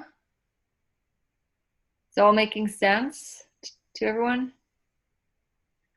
It's making more sense to me now that I'm reading it again, maybe the third time. So he's now placing in that framework, again, the reason we are going through this is to identify the differences. And we are going to do this in another way later. But what we are trying to do is identify this period of time here before 1776 and this period of time after 1776, where the new order comes in. The new order of things, as it says, one of these is the fact that you have, where before it was the government was the one who had the power and the people were subordinate. Now the people who have the power and the government is subordinate. And now he is saying your religious affiliation, your idea to be religious or not religious is a constitutional and a divine right. It is a natural right. Ending with this point, and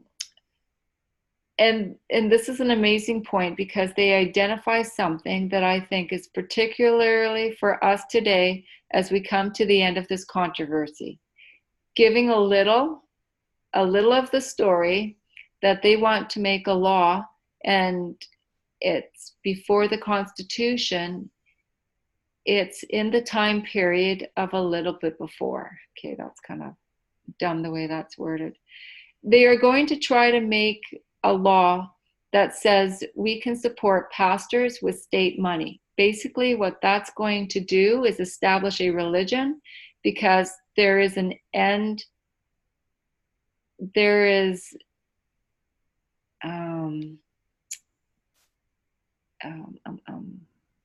I don't know if that's supposed to be there. There is a Episcopal, I can never say this right, Episcopal church that they are going to give money to support their pastors.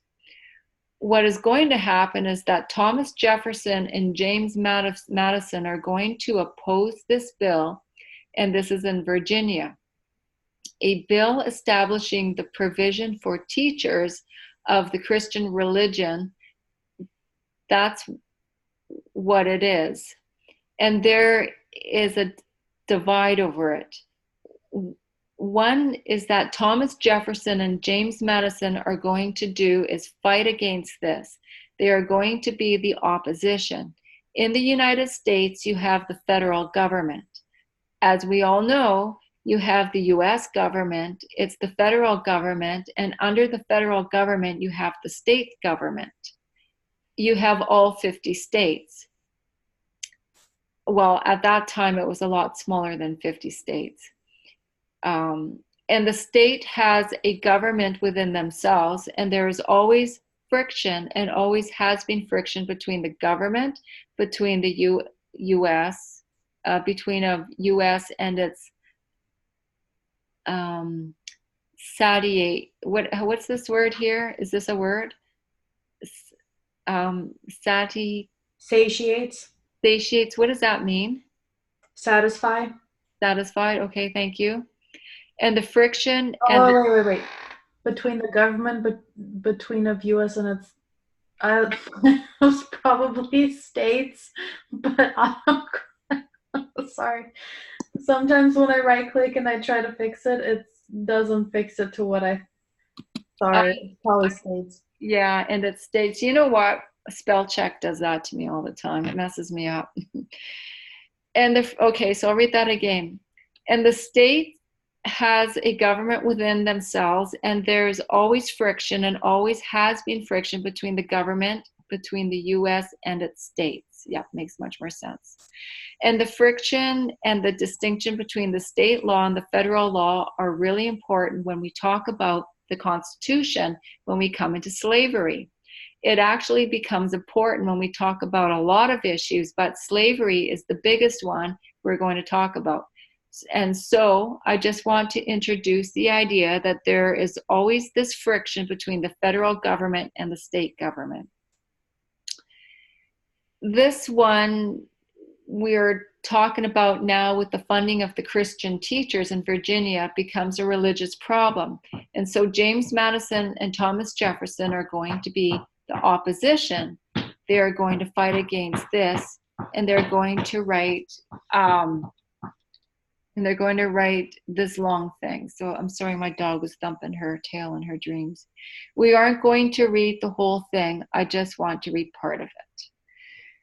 And it starts at number 3 on this page that A.T. Jones has. So I don't know, but it's just number 3. Because it is proper to take alarm at the first experiment upon our liberties. I'm going to read it again. Because it is proper to take alarm at the first experiment upon our liberties. What does this mean? And I like that one. Huh? I like that one. Well, what does it mean? So if someone's going to experiment on your liberties, they're going to be like, ooh, let me see what liberties I can mess with that you have. So yeah, when someone is trying to finagle with your liberties, you should definitely be alarmed immediately. Okay, so challenging our liberties then. Yeah. We hold this prudent jealousy to be the first duty of citizens and one of the noblest characteristics of the late revolution.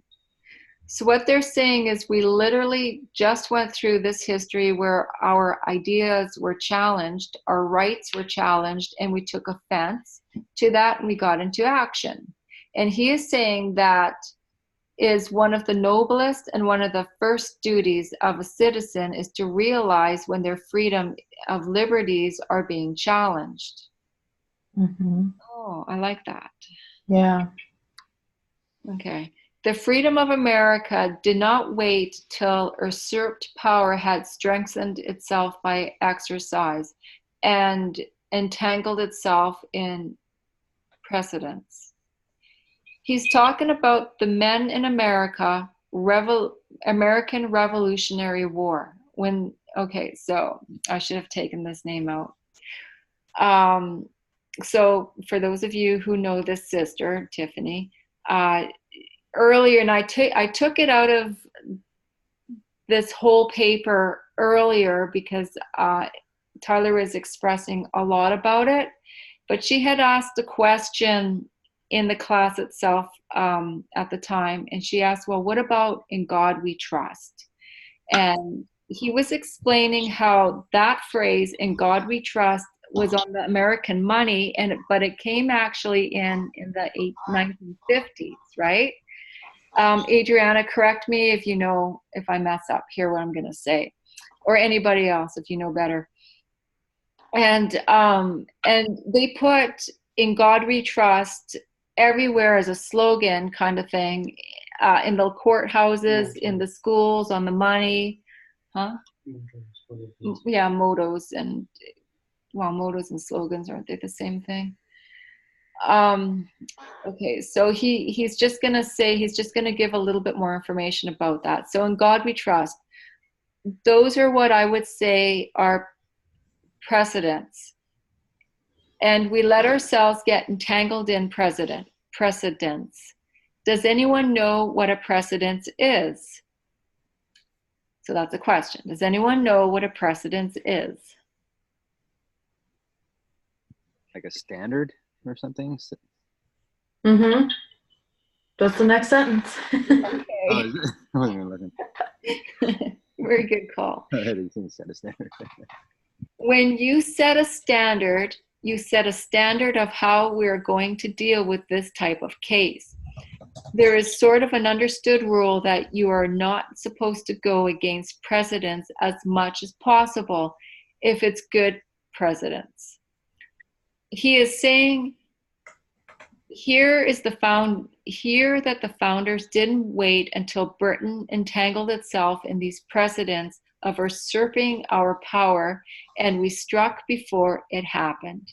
But I'm saying things like in God we trust are precedents that have been set for over 50 years, and now we are at the point to where those things are now enshrined into a generation of people, to point to where many people never knew when the idea of in God we trust came into history.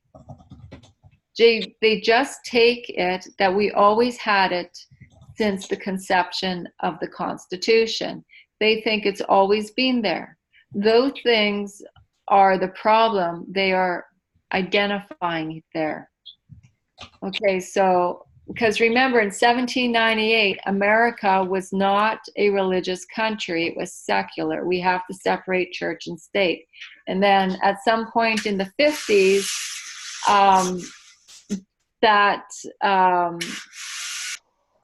the phrase "in God we trust" came in, and it became a precedent everywhere in the U.S. It's in like I said, you find it in the courthouses, you find it on money, slogan ads, whatever.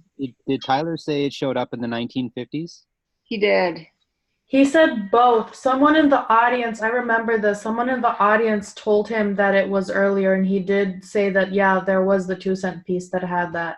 Oh. One of Tessa's presentations was all on this, and it was talking about the 1860 period when the In God We Trust bill or whatever came out, and it first showed up on the 2-cent piece in 1864.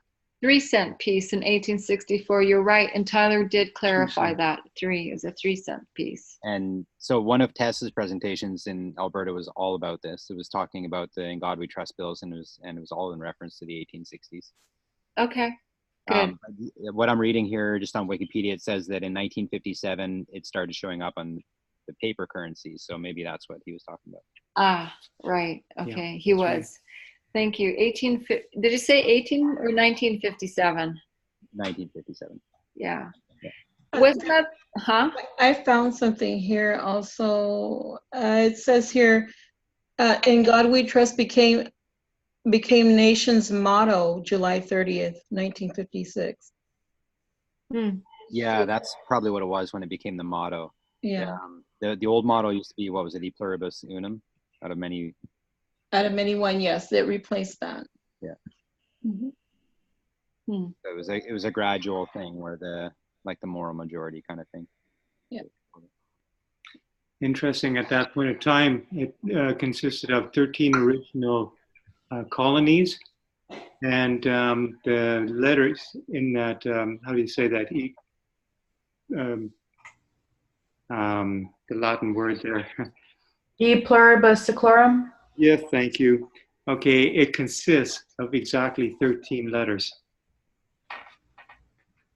For 13 colonies? Yeah, 13 original colonies, and then it also, the 13 letters, yeah. Okay. Thank you for those I don't know where I was down here. So things are now enshrined in a generation of people to the point where many people never knew the idea of "In God We Trust" came into history. They just take it as it always had since the conception of the Constitution. They think it's always been there. Okay, good. They saw all the consequences in the principle, and they avoid the consequences by denying the principle. In the whole document, that's the nicest phrase. Okay, so Tyler's really excited about this phrase. I kind of don't get it. Maybe I'm going to read it and maybe it'll make more sense to me. So the phrase is, they saw all the consequences in the principle, and they avoided the consequences by denying the principle. Okay. So it's basically showing that they saw what was about to happen from the very first moment someone suggested a little idea. Because it's alluding to reasoning from cause to effect. That's exactly what it's talking about, right?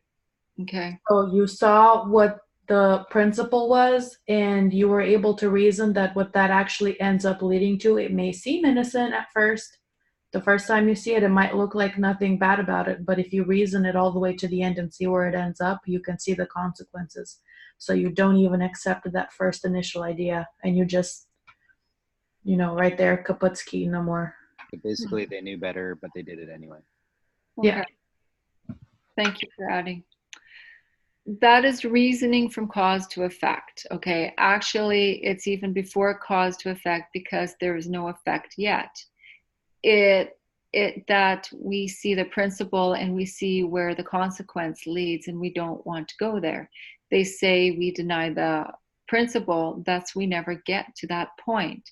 This is a problem we have had in the US, that we as individuals, we don't often understand the consequence of a principle, and we don't understand where it leads. And there is a whole problem of the policy and principle. This has implications in a lot of different ways, but one of them in the idea of understanding principles and understanding the effect the principles have. So it's identical to what both you had just shared. We revere this lesson too much soon to forget it. Who does not see the same authority which can establish Christianity in exclusion to all other religions may establish with the same ease any particular sect or Christians in exclusion of all other sects? So this idea of the power of the government to remove a right to establish a right is something that the founders dealt with, and it's even going to worm its way into the idea of slavery, and this is something we will talk about. It's the idea that the government can be so strong that it takes away your right, or that it establishes someone else's right instead of yours. And so you never want governments to get to that point where it has power to either remove your right or establish someone else's right. You know something like that. Okay. That the same authority which can force a citizen to contribute 3d only for his property for the support of any one establishment may force him to conform to any other establishment in all cases whatsoever. Excuse me. if I'm going too fast, like reading these things, and if anyone wants to jump in and add, please do. Okay. Okay. I want to summarize what we've been talking about. So here we're coming to the end of our study tonight. We went through this line earlier and the last presentation, and we looked at Revelation 13. And what we spent most of our time on was the presentation, on this presentation, is we have been going through A.T. Jones' document on the Supreme Court case, and we are trying to identify the principles that he defines as the order, defines as the seal of the U.S. Constitution described in the New Order of Things. And the New Order of Things takes place during the Revolution, and it changes everything that was before it. So you have the old order before the Revolution and the new order after.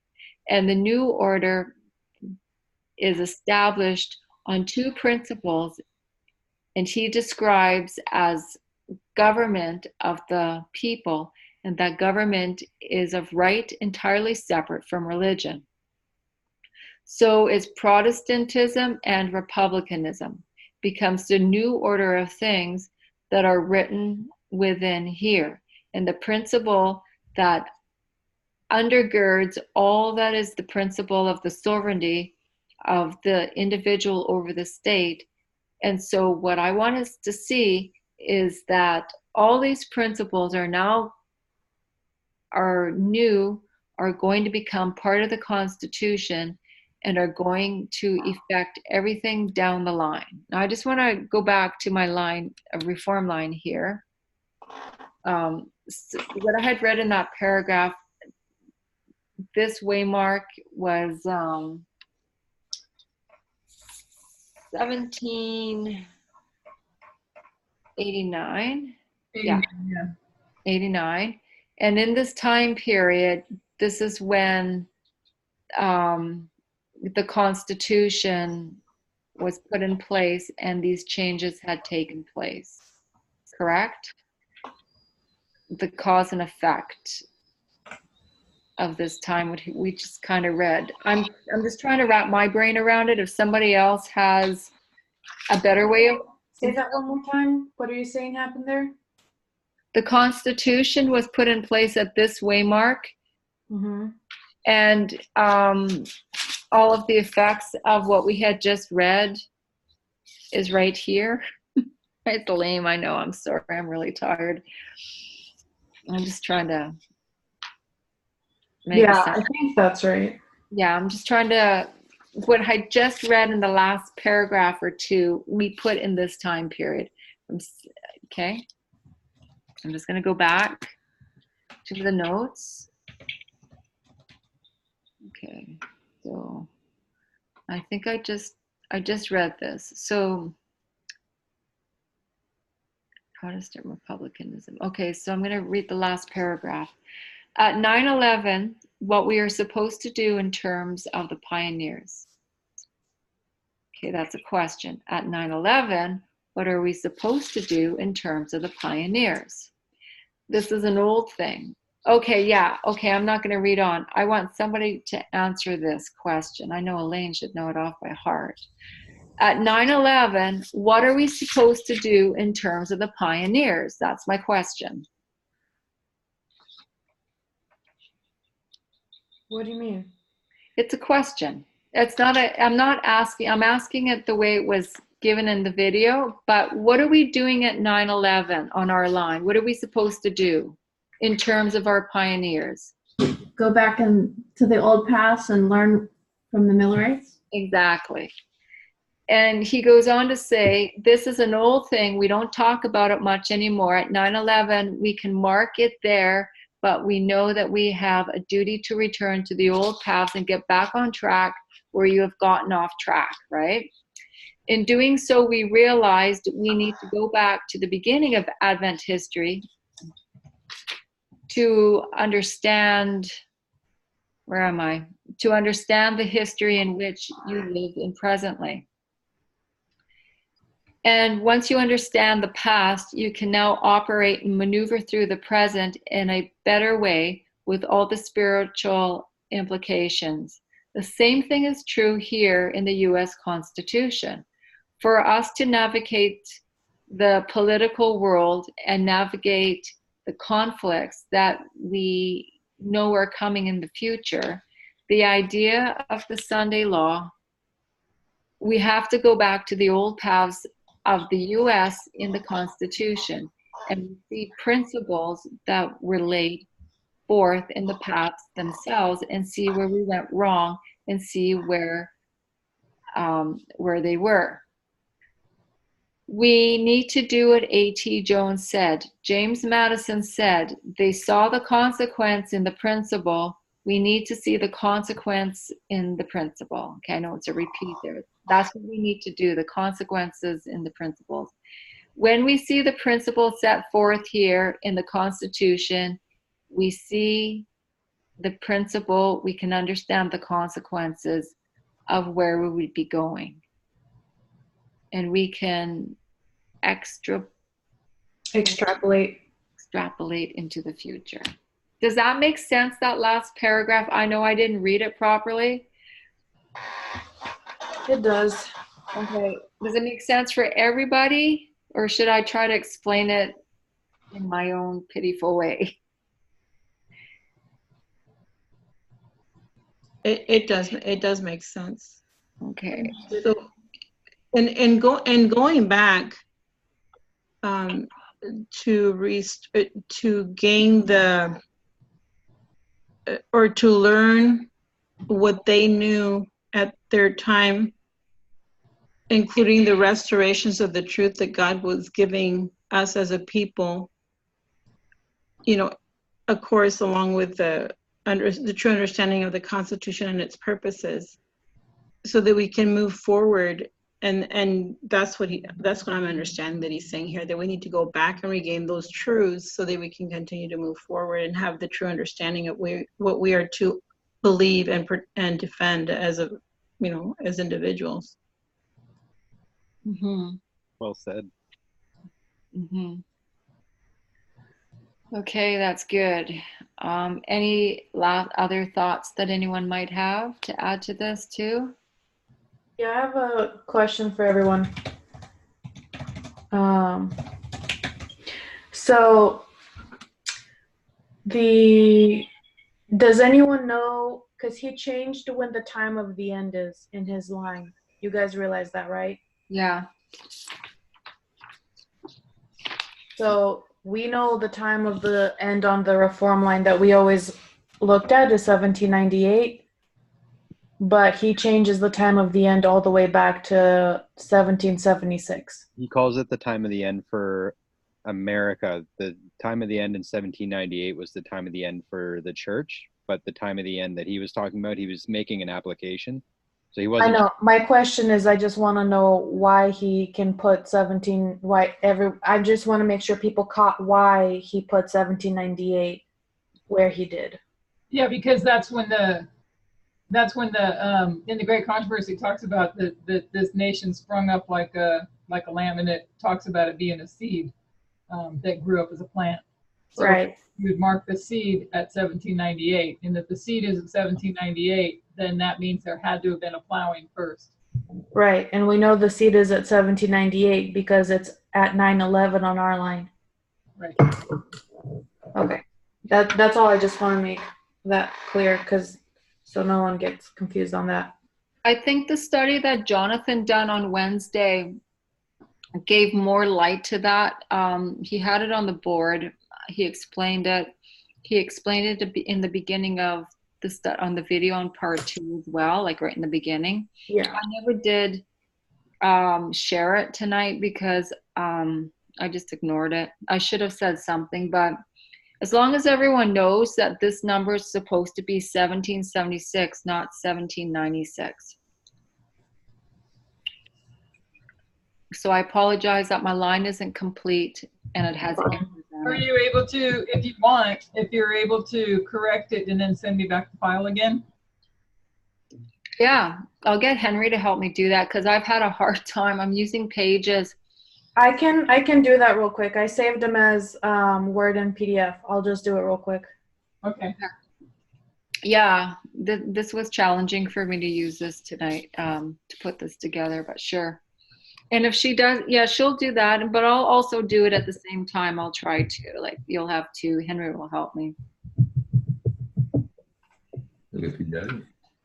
I just want to copy, I haven't read a single one of these. I'm just going to highlight and copy all of the comments that people put. I like to read them too. And if we end the meeting, I won't get a chance to. I can send it out to you. Okay, can you? Yeah. Okay, yeah. If you don't mind, because I like to read the comments and I just didn't get a chance. So I fixed it. I'm going to send it to Elaine real quick. Okay. And I'll update the website. Okay.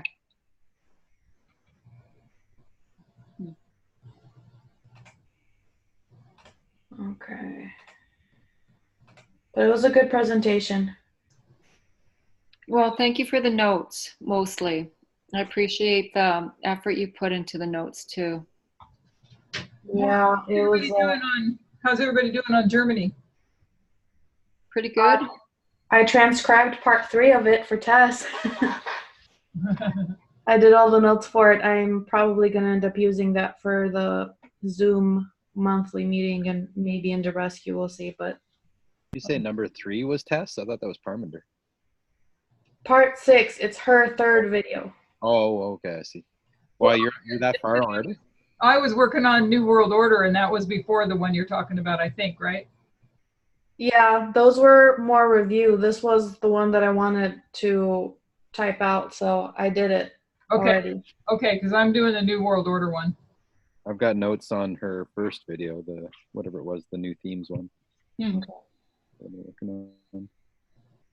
I'm going to start the next one as soon as she starts it because it matches, it connects with this one, and she's going to finish her thoughts. But I think just those 2 for now. I don't know. We'll see. But I do this just because it helps me learn when I'm forced to type things out and listen so specifically and I don't get distracted.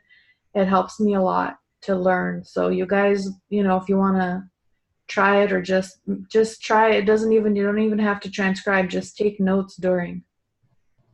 It helps a lot. That's what I've been doing too. Not that you have to present it or anything, just take the Yeah, note. exactly. Be messy or anything. Yeah. I'm on video 4. I made a little bit of ground today. Does anybody have any last thoughts before we close in prayer? Comments?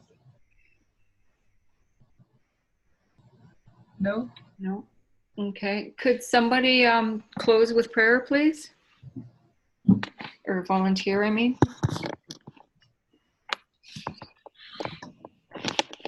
I can pray real quick. Thanks. Okay. Dear Heavenly Father, Lord, we thank you so much for this amazing study we were able to have tonight. We thank you for helping us all to be focused and interested in these truths that we're learning. We thank you for how you're opening up our understanding to these important marks in our history and these important laws and principles that you put in place to protect us that we've neglected for so long. Lord, we thank you so much for having mercy to give us time to learn these things so that we can do what we need to do when the time comes. Continue to help us to be open to the wisdom and understanding that you have for us. Continue to help us to want to keep changing and do what you want us to do. Be with us as we go forward through the Sabbath day. Bless the speakers, the presenters tomorrow. Please help these messages to be internalized in us so that we can remember them and continue to build on this information with all the studies that are coming up, Lord. This message is still moving very quickly, but you've blessed us in a mighty, mighty way with the studies that we've been doing in our group. And we have been able to learn a lot, and we've been able not to get left behind too much. So we thank you so much for that. We ask that you be with us in our personal lives. Help us to continue to overcome the difficulties that we have in this test that we're experiencing right now. Continue to show us our problems and our misunderstanding of things, and help all things to be cleared up before the time ends, Lord. Help us to be on the right side of the issue come our close of probation and our dispensation. Help us to follow in the footsteps of Christ where he is leading, and help us to not fall off the path. Satan is constantly trying to take us off by any means he has available, Lord, but we know that you're constantly watching us and taking care of us, and we thank you. We thank you so much for this evening and for all the people that were able to participate, and we thank you for your Sabbath day, and we pray all these things in the Lord Jesus Christ's name. Amen. Amen. Amen. Thank you.